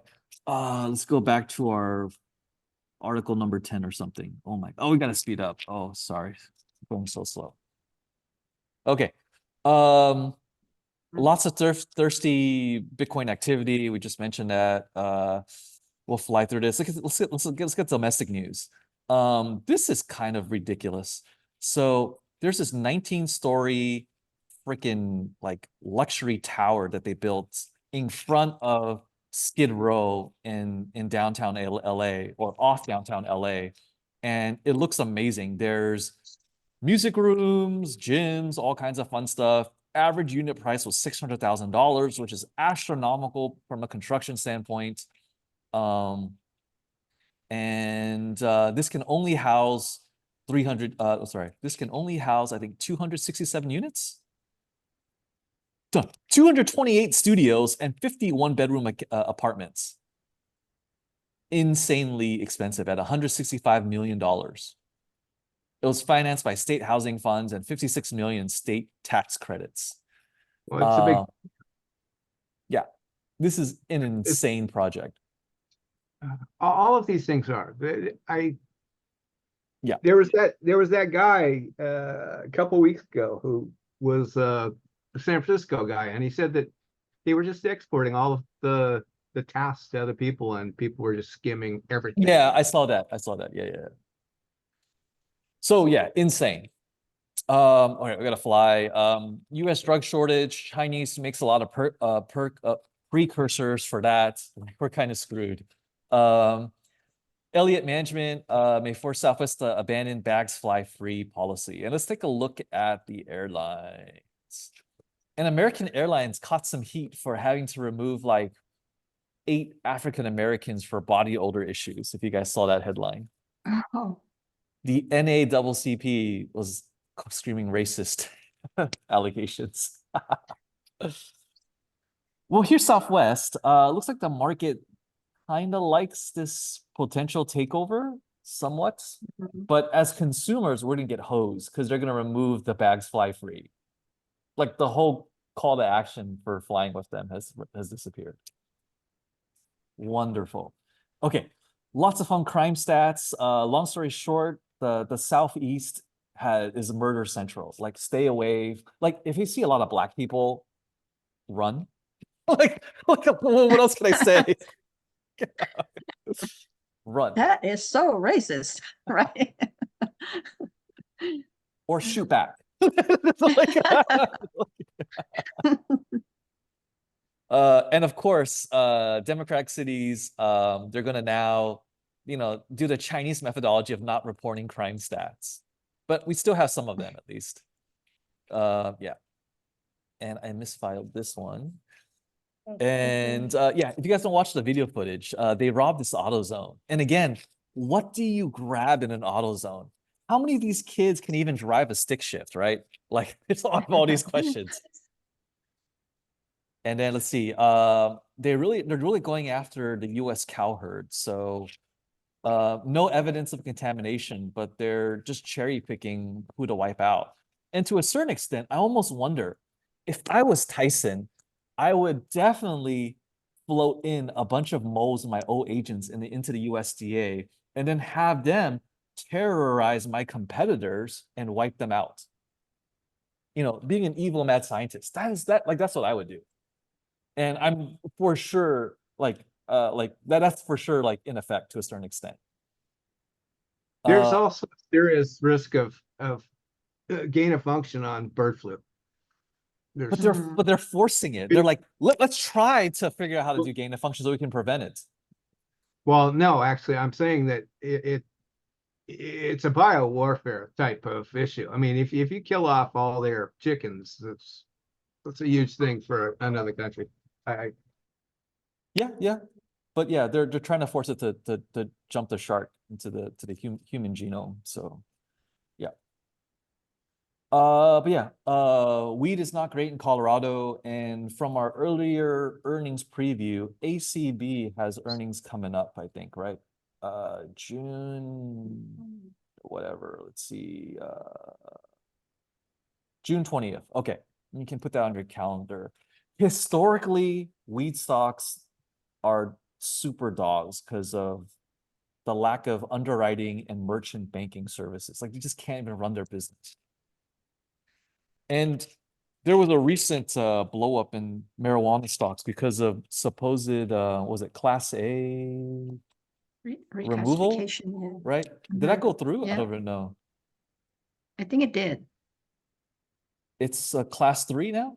Okay, it's a Class 3. We can expect some more CBD studies, I guess, out of Johns Hopkins. They're the cutting edge of like drug trials and stuff with that category. But yeah, okay. Speaking of more crime stats, these are the official tallies for illegals by state. And if you've ever even worked for 1 second in a restaurant, you know these numbers are gloriously wrong. Like, there's only 2 million illegals in California. Like I would make the case there's 2 million illegals in the Bay Area, let alone California. Yeah. And my family made a lot of money off illegals to a certain extent. Like we ran 3 locations at the San Jose Bay Area flea market. The majority of my customers were Mexican. My grandfather speaks like amazing Spanish. I speak very little, but he's half fluent. Like my grandfather, he can't even speak English. He speaks half Spanish. Wow. So yeah, crazy stats. Utter BS. Texas has 1.6 million illegals. I don't believe that for a second. Okay, like come on. Okay. All right. Color revolution. Okay, this is fun. So a color revolution is code word for coup d'etat or a regime change, but the word color implies like a bloodless coup. So it's not like we shoot the president and we take over the White House. That's not what this is saying. The way you do a color revolution is you subvert. So Yuri, the defector, the KGB guy, he explains this really, really well. He has a great like 70 minutes YouTube interview. And he was the KGB section chief that got sent to India. So technically, he is a low-end KGB operator.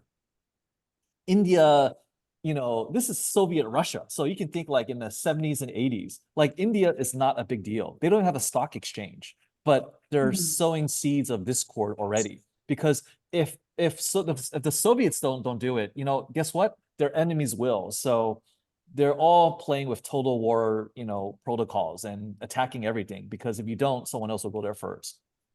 So this is pretty straightforward. But yeah, look up Yuri. Here, I'll drop this Hey, in the Warren, chat. can you put this in the, yeah, thank you. Yeah. His interviews on YouTube. It's amazing. Yeah. Okay. Yeah. So I have the hard copy of his stuff oh, excellent. So yeah. in a PDF. It's really huge. Yeah. So the way you do a color revolution is you subvert America, like you're an enemy of America, and you fund the radicals.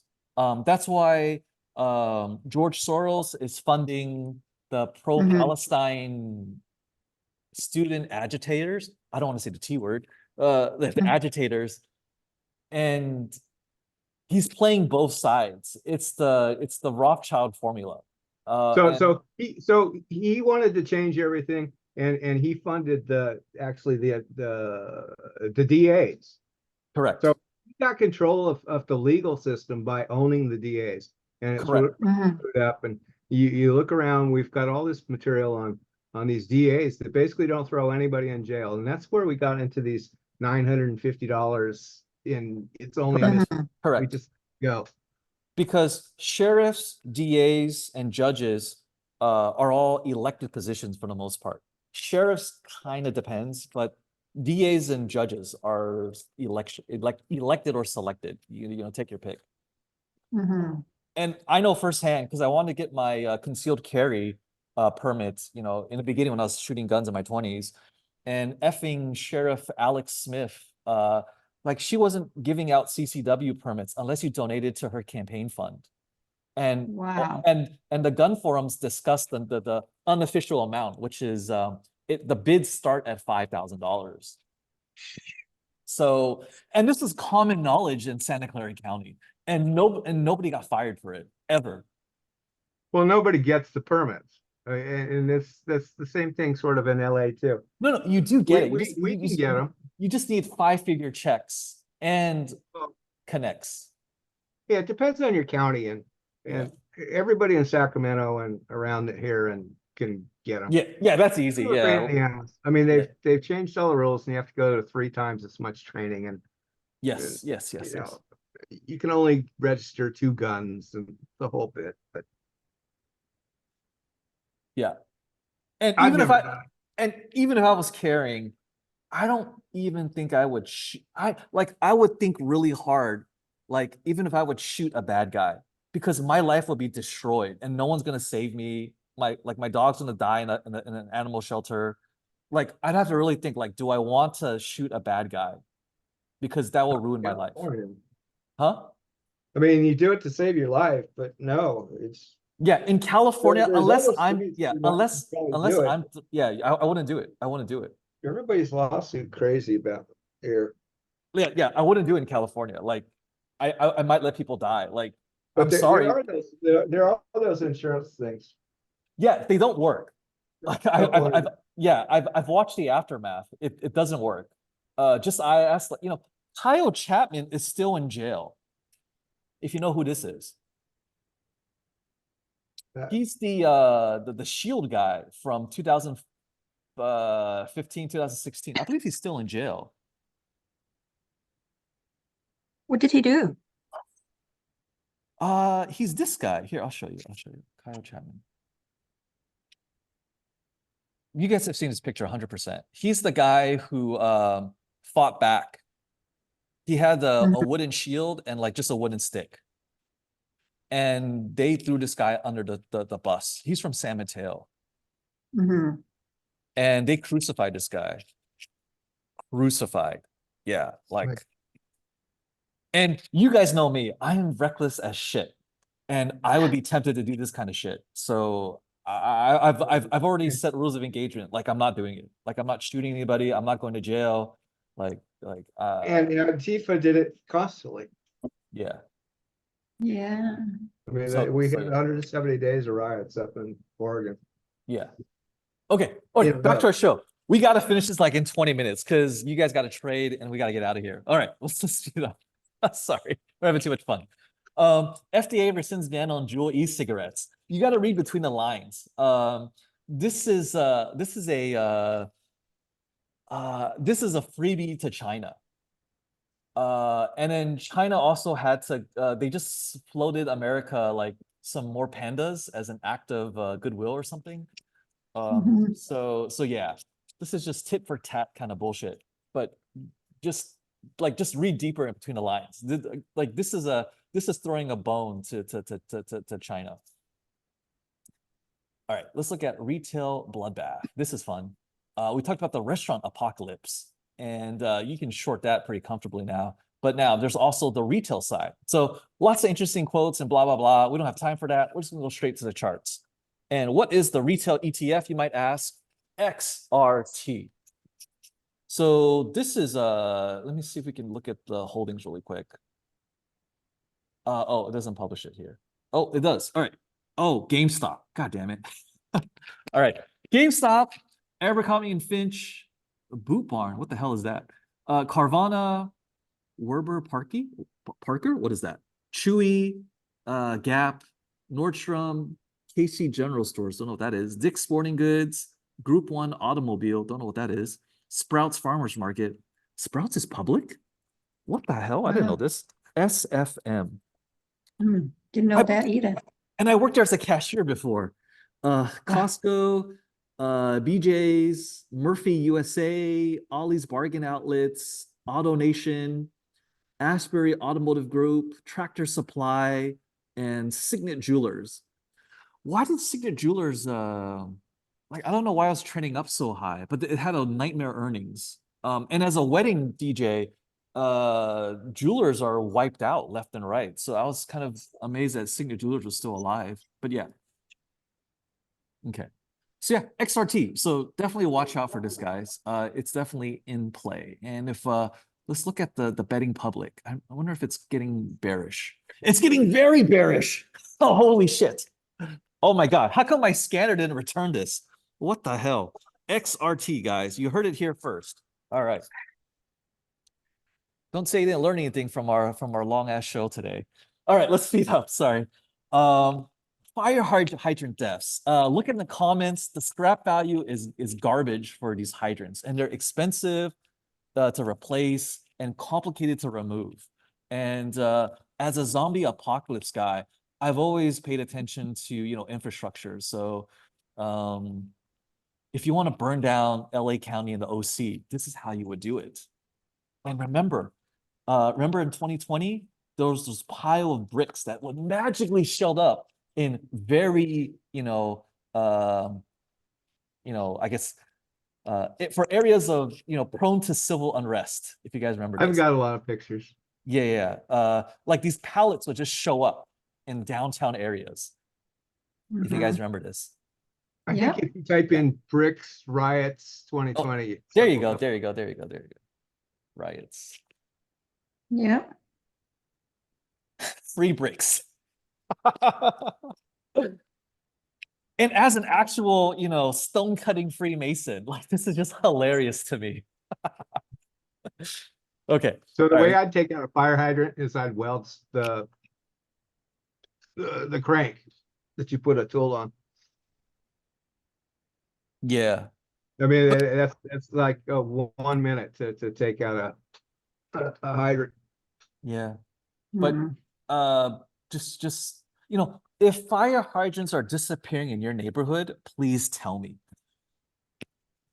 You might need to move or leave or escape immediately. Okay, so watch out for that. All right, let's shift to real estate.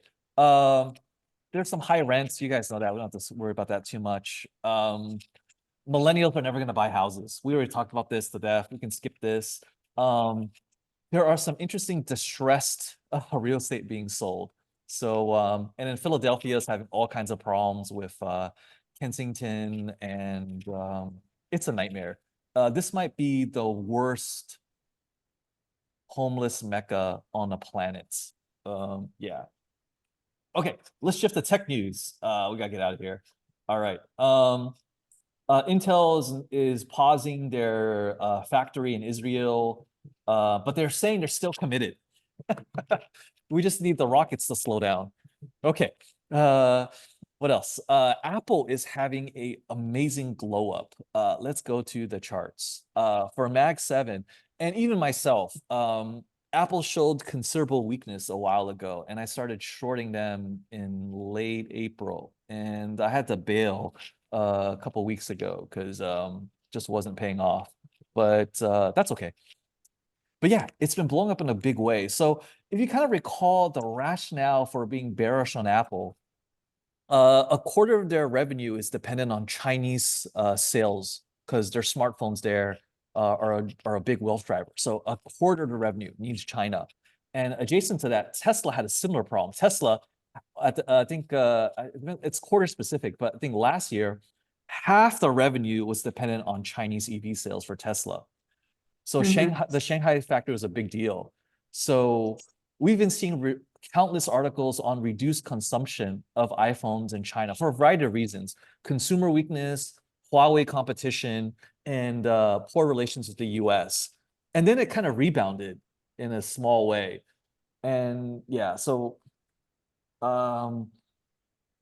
yeah, there's just a lot of weird things happening. So is this warranted? I don't know.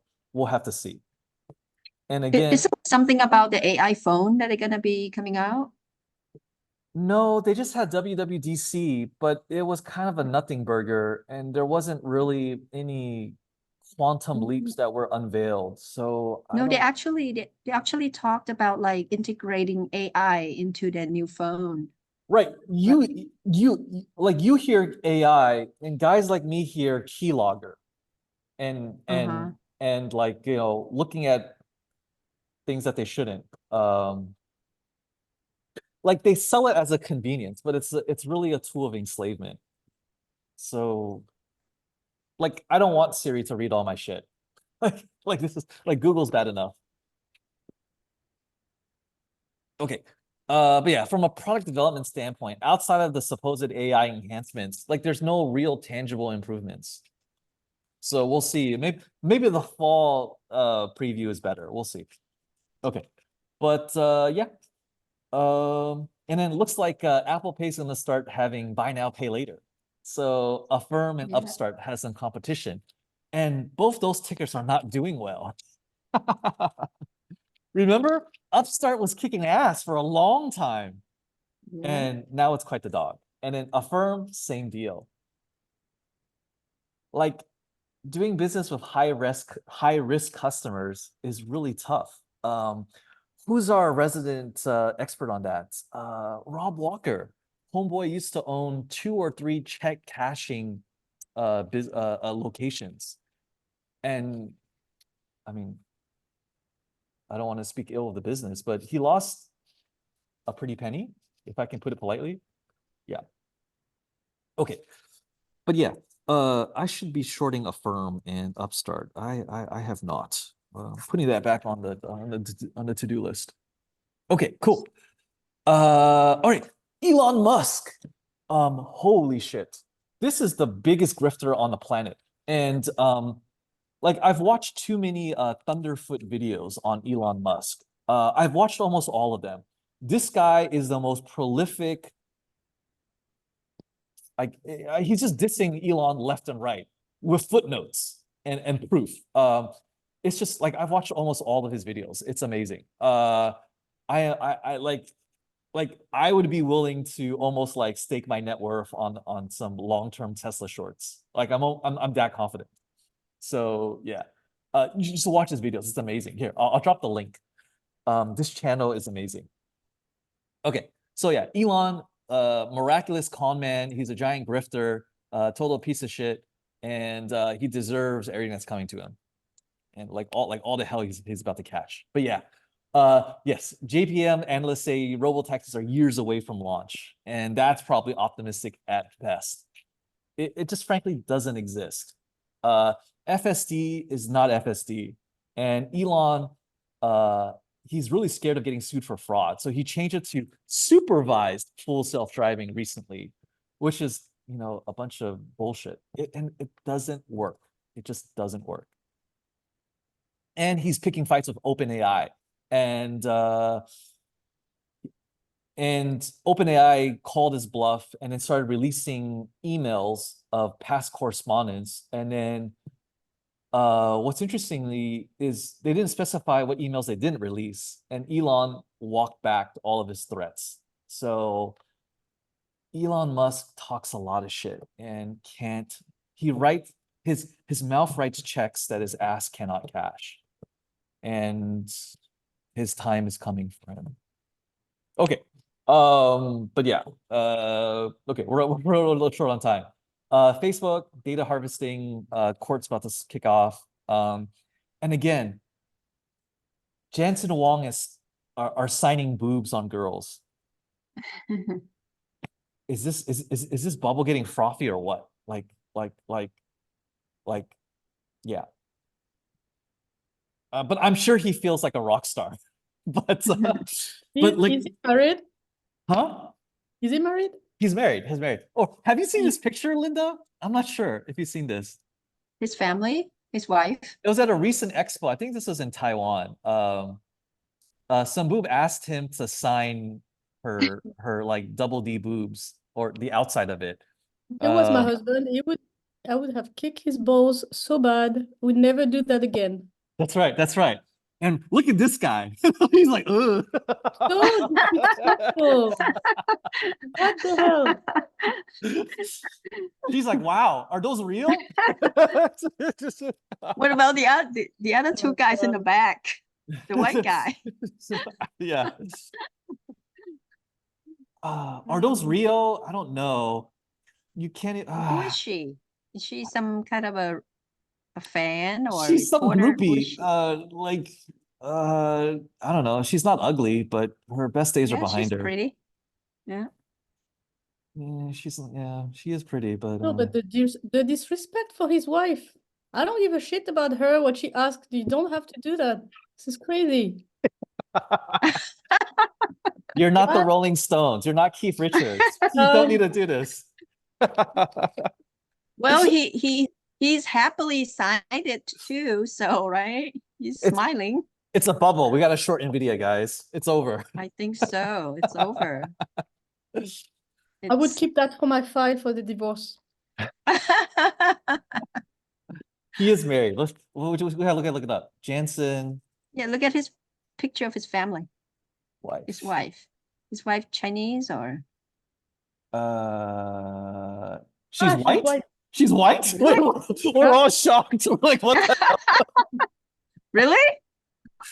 Apparently. Is that his wife? Mm-hmm.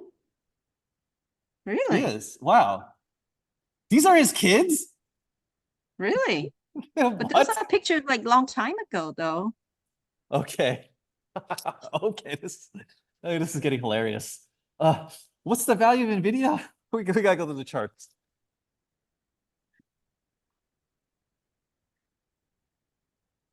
Up 3%. Okay. Crazy. I closed my longs the other day and I had to set them up again. Okay. All right. I posted a video about NVIDIA.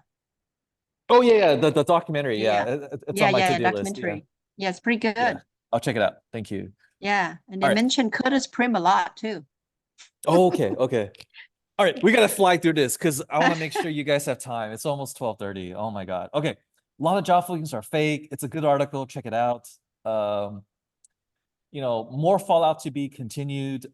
We should revisit this. I mean, there's so many great sectors. Like, there's too many great trading ideas, but yeah. Okay. Blah blah blah. This was from here. I should label this. June 9th, June 4th, Financial District, San Francisco, 12 p.m. Lots of broke folks waiting for orders. Okay. All right, the fun stuff, international news. All right, Putin and Rocket Boy getting closer than ever. This is, I think, Putin's first visit to North Korea, while all the G7 folks are meeting in Italy. All right, we're playing with missiles. North Korea's playing with poop. Okay, we talked about that. Russian warships threatening America, Bay of Pigs version 26, Finland, blah, blah, blah, who cares? More dumb sanctions, they don't work, blah, blah, blah. Mexico in chaos. And this is the outgoing guy. Again, he's a known cartel sympathizer, and she's probably no different. But her Jewish pedigree is kind of confusing. Like Holocaust survivor penetration in Mexico is not really high at all. Like, I don't understand this at all. But yeah, there's no accents in politics. So yeah, she's doing her job. And the investors are not thrilled at all. So the peso's collapsing and their stock exchange. And here is for us Americans, if you want exposure, it's through EWW. And you can also use this instrument if you anticipate Trump winning the Oval Office in November. But I'm under the impression that we're going to have chicken flu and elections will be banned. You heard it here Really? first. June 13th. Yeah, I called it. So we'll see. from the bird flu, they're gonna I- lock down and do the same old playbook. I expect no elections. We'll see what happens. I mean, we'll see. We'll see. I mean, Wow. Talk about that offline. what was I that mean, thing? right now it's not the time. I think we need to read the constitution. I'm sure there's a There's a lot of people talking rule, about if we can have the election. There's something that must be happening for sure. Can it Right. happen? You, No election, cancel election. Can that happen ever? Has it ever happened before in history? it has not happened before for the US empire, but it's possible. Under the Emergency Powers Act, under martial law, you can practically do anything. Mm-hmm. The president becomes a tyrant. Uh-huh. Yeah. So it's fairly easy to do, but yeah. And No, what but will I think happen? it can be postponed maybe, but not cancel. Yeah, we'll see. I don't know. I mean, because Biden is gonna fail, but it's who count the votes that matters. Like I understand it's a Right. lot of organic populism for Trump all over again, but I don't see how he wins and holds on to it. And he's a Also, convicted I felon, don't right? think, I don't There's think a Trump would lot like of to opinion. the election to be cancelled or postponed. Yeah. He I mean, has all interest to have the election happening. It will protect him. yeah. So everything's possible at this point. I have no idea. So we'll see. We'll see. But that's just my guess, and we have it on video now, so we'll see what's up. No, actually, I've been hearing a lot of people talking about that. Yeah. Like the election is canceled and things like that. So Well, I mean, people are actually talking about it. Nothing. Yeah, we need a serious reason. But I think both left and right and Europeans and everybody else can agree we do not want Kamala Harris. Oh Oh yeah. no. Oh no way. We can all unite on that. World peace Yeah. over Kamala Harris. Even Democrats don't want her. She's horrible. She's terrible. She's worse than Joe. Don't say that even Democrats. Democrats are friggin' nuts. I've been to the Bay Area and talked about this, and people just stand up for her. I'm like, oh God. Yeah, no. Kamala. Oh my God. Okay, so Okay. that's a deep subject. There's a lot of articles about this. You soak up the article. Well, we'll soak up. All right. Let me finish this in like a couple of minutes. Sorry. Okay. French Mossad not having a good time. Let's see. Japan, not important. Japan's dating app. It's funny, but not important. Russian oil and gas revenues up 73%. This is a big deal. And there's sanctions, right? But there's workarounds. And again, it's the Indians and the Koreans flipping the oil to Europe and China. How is this? How do you not see this? Oh, these sanctions are retarded. So yeah. And then Russia's, they have warships in Cuba. They're talking about setting up missiles in Mexico.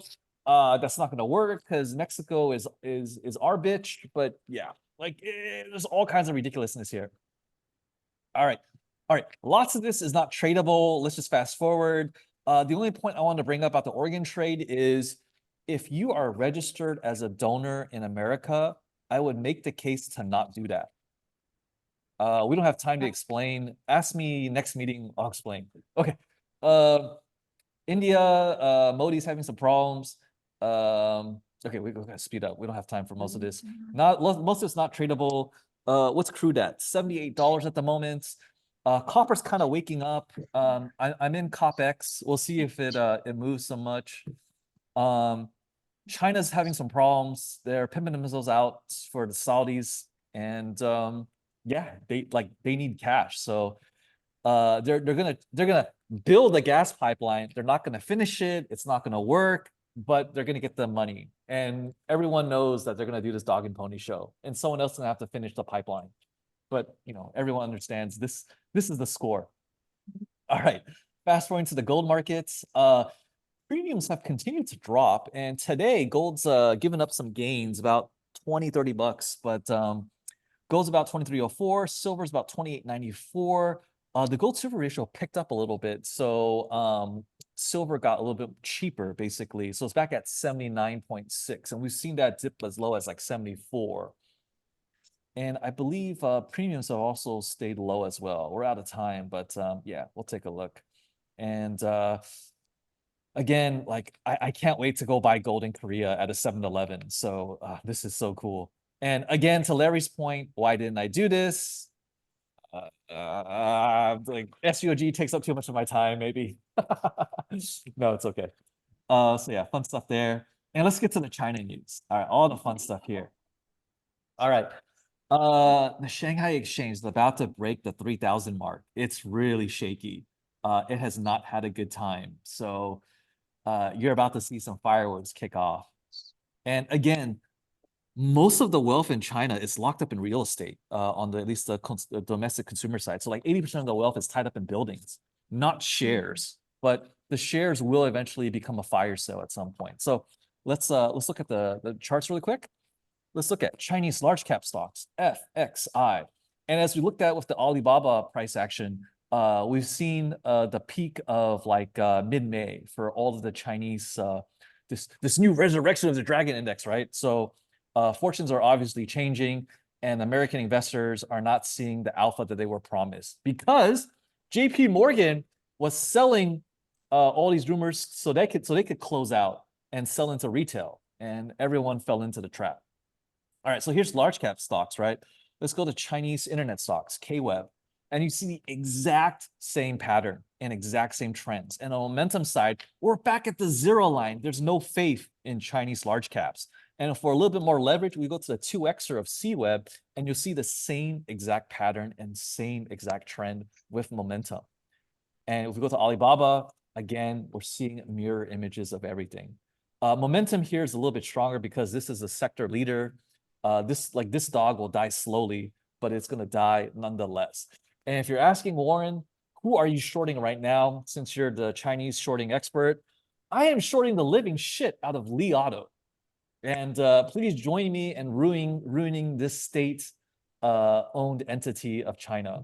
And it's been a beautiful 2 months of just printing money with Li Auto. So please take a look at this. And the formula is very straightforward. Green days, shut your shorts. Red days, take profit and repeat. So not complicated. All right, getting to our articles. Let's look at the real estate stuff. This is really weird. We don't have time for this. We'll fast forward. But the real estate stuff is crazy. Let's look at the actual new rules really quick. All right, so they have something called the new 5-1C policy, and here's the exact update. So they threw out the minimum interest rates. They lowered the minimum required down payments for first and second homes, and they reduced the one of their key loan packages. Blah blah blah blah blah. So this is an attempt to slow down speculation and increase organic home purchases, which is a joke because there's not even like viable employment. Now shifting to the employment scene. There's a great video breakdown of Beijing's job rate is like 100,000 competing for one decent job, and it's horrific. Like master's degrees graduates have nothing, and it's so bad that like one of the most elite Chinese schools is Fudan University in Shanghai, and they're the cutting edge for like finance. So what's the equivalent? The Sloan School of Management at MIT, UPenn, Stanford, Harvard Business School to a certain extent. So this is the equivalent. And most higher education in China is subsidized, so there's no fee or practically no fee. But this place charges 300K RMB for 2 years. And these kids graduate, and they've only had employment rate of 40 to 50%.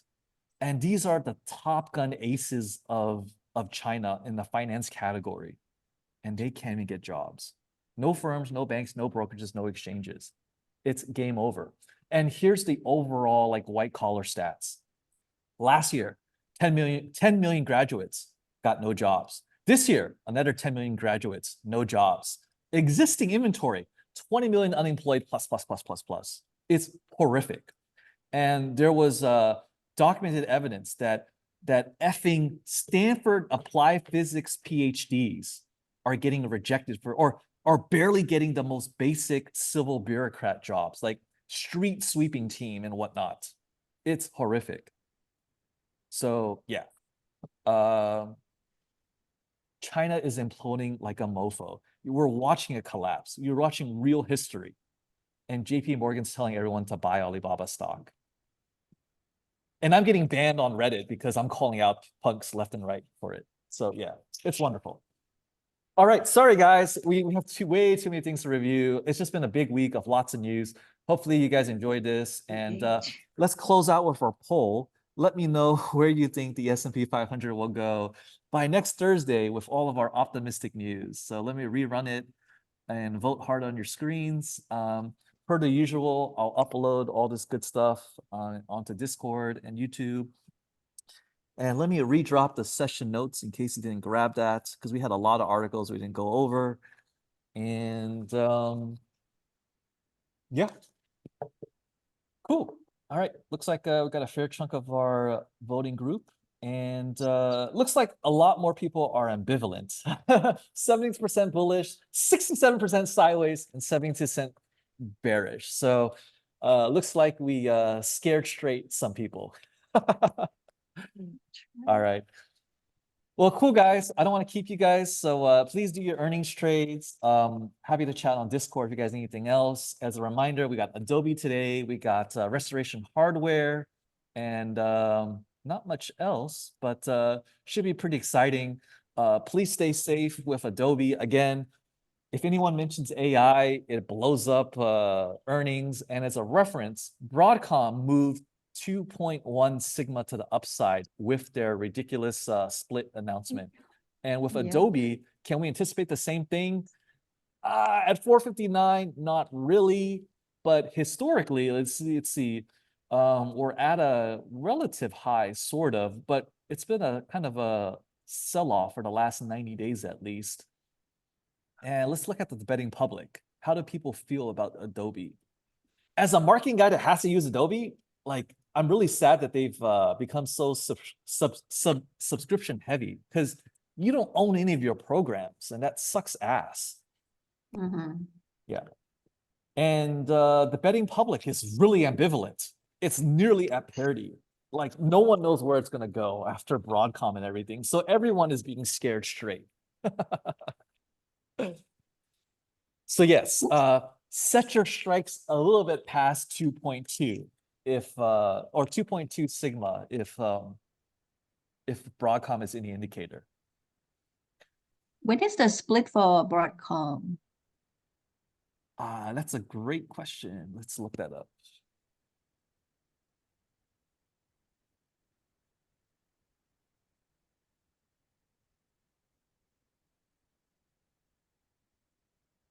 July 15th. July 15. Oh, okay. So let's write that down. We'll set that in our reminder, so we can maybe do like a pre-split ramp up, right? Assuming the market hasn't melted down in July.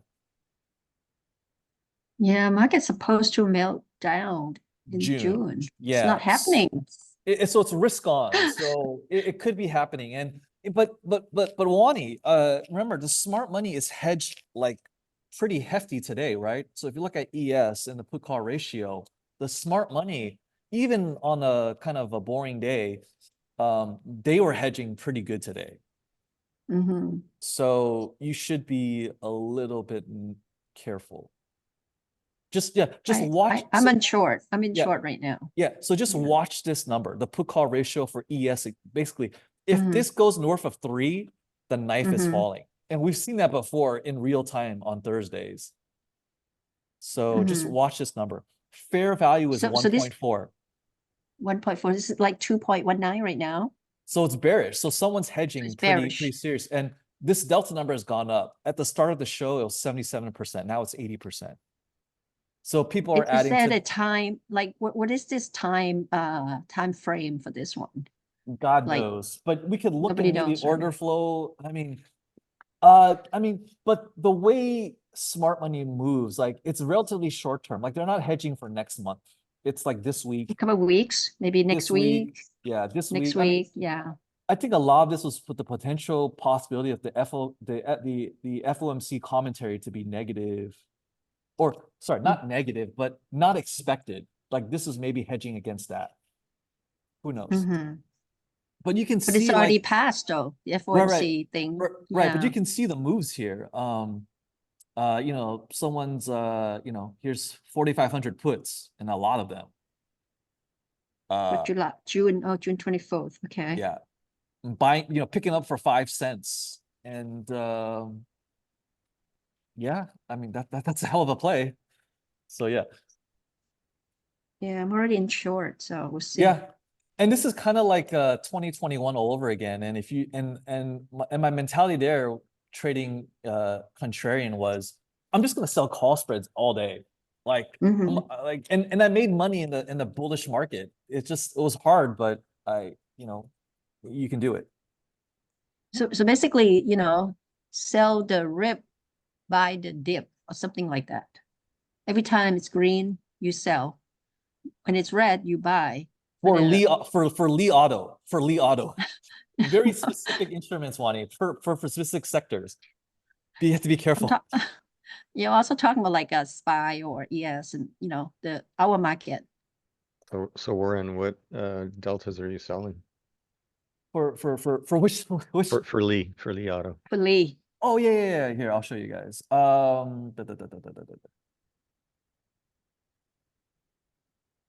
I have long puts at the moment, and it kind of goes to your earlier question, Kurt. I forgot what ticker we're talking about. Like, how do you milk drops? Like, do you go long puts? Do you sell call spreads? How do you maximize the sweet spot if you have a time horizon in mind? Like, this is the great art versus science question of shorting. So for me, I just bought a bunch of like puts, you know, and I'm outside of the data decay window. So outside of the 45, 60 decay window, because yeah. So I'm just at the 18 strike, just camping out here. You say you just bought put? Yeah, Straight I mean, put? I only have one left right now, but yeah, I had a pile of them and I saw them off, you know, a bit at a time. What's your duration? Oh, Once they get under 60 days, I close out and then I buy the next chunk because I'm minimizing data decay. So I'm trying something new with long puts. For a long time, I was just selling call spreads all day. I'm just trying so now something you're different. doing I'm just doing long right. puts. So you buy yeah. put. So now you buy puts long dated And I keep them outside of the 60-day window because I don't want to outside of get hurt. 60. Yeah, I Mhm. don't want to get hurt by I a data have- decay. Mm-hmm. Kurt, go ahead. Okay. Kurt, you're Yeah, saying sorry. something? Yeah, go ahead. No, I was just curious. So you're doing call spreads before on Lee? Yeah, and this is just a stylistic change. Sure, I'm just trying yeah. something different. This is a little bit less work. It's kind of cool, but I'm like, again, Yeah. I don't know which is better. Well, the other one you could try is also, you know, because you're going to get the gamma effect of the 32 delta. But if you wanted to be a little bit more cautious, you can go in deep in the money, if you will, like a 60-ish. Yeah. Yeah, I find that you know, like you said, is if you have multiple contracts, you know, if it gets to be you know, and this is one that Bubba says, you know, if it gets up to be 80 delta, then you do an 80 delta roll, and you can go back down to a 55 delta. So that's the way you can milk it. Just roll it over time. If your thesis is that it's going to continue to go down. I see. No, I think it's a decent way to approach it. And the time horizon here is so wide that I think it's relatively safe. And it's not like I'm anyone's gonna go back to this. If you really are serious about doing trades like this, you need to just sit down for a week and you know, run a whole bunch of stuff and think back. Because I mean, you can do like 100 of them in a week. Yeah. No, that's fair. That's fair. I think back's not working You at can the try them moment. all at the same time and just sort of like, well, here's what's going on, take snapshots and And that's a fair point, Dave. And I can do forward testing with real dollars. It's not like I'm opposed to that.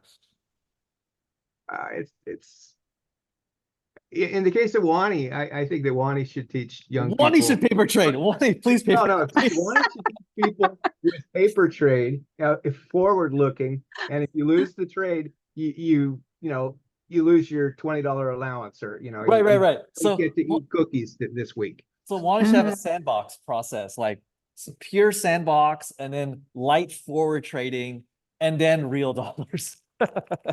Well, yeah. So I mean, if you make it painful, you say, oh well, I'm gonna go running for an hour every morning if I lose this week, Mhm. or something that is really frustrating to you, then you're gonna fight it and you're not gonna lose.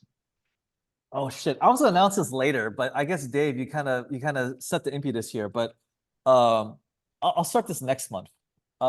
If I have a bad month, I'm gonna shave my head. I'll cut off all my hair. No mohawk, no shit. Like you can see me, like Warren, did you have a good month? You'll know, right?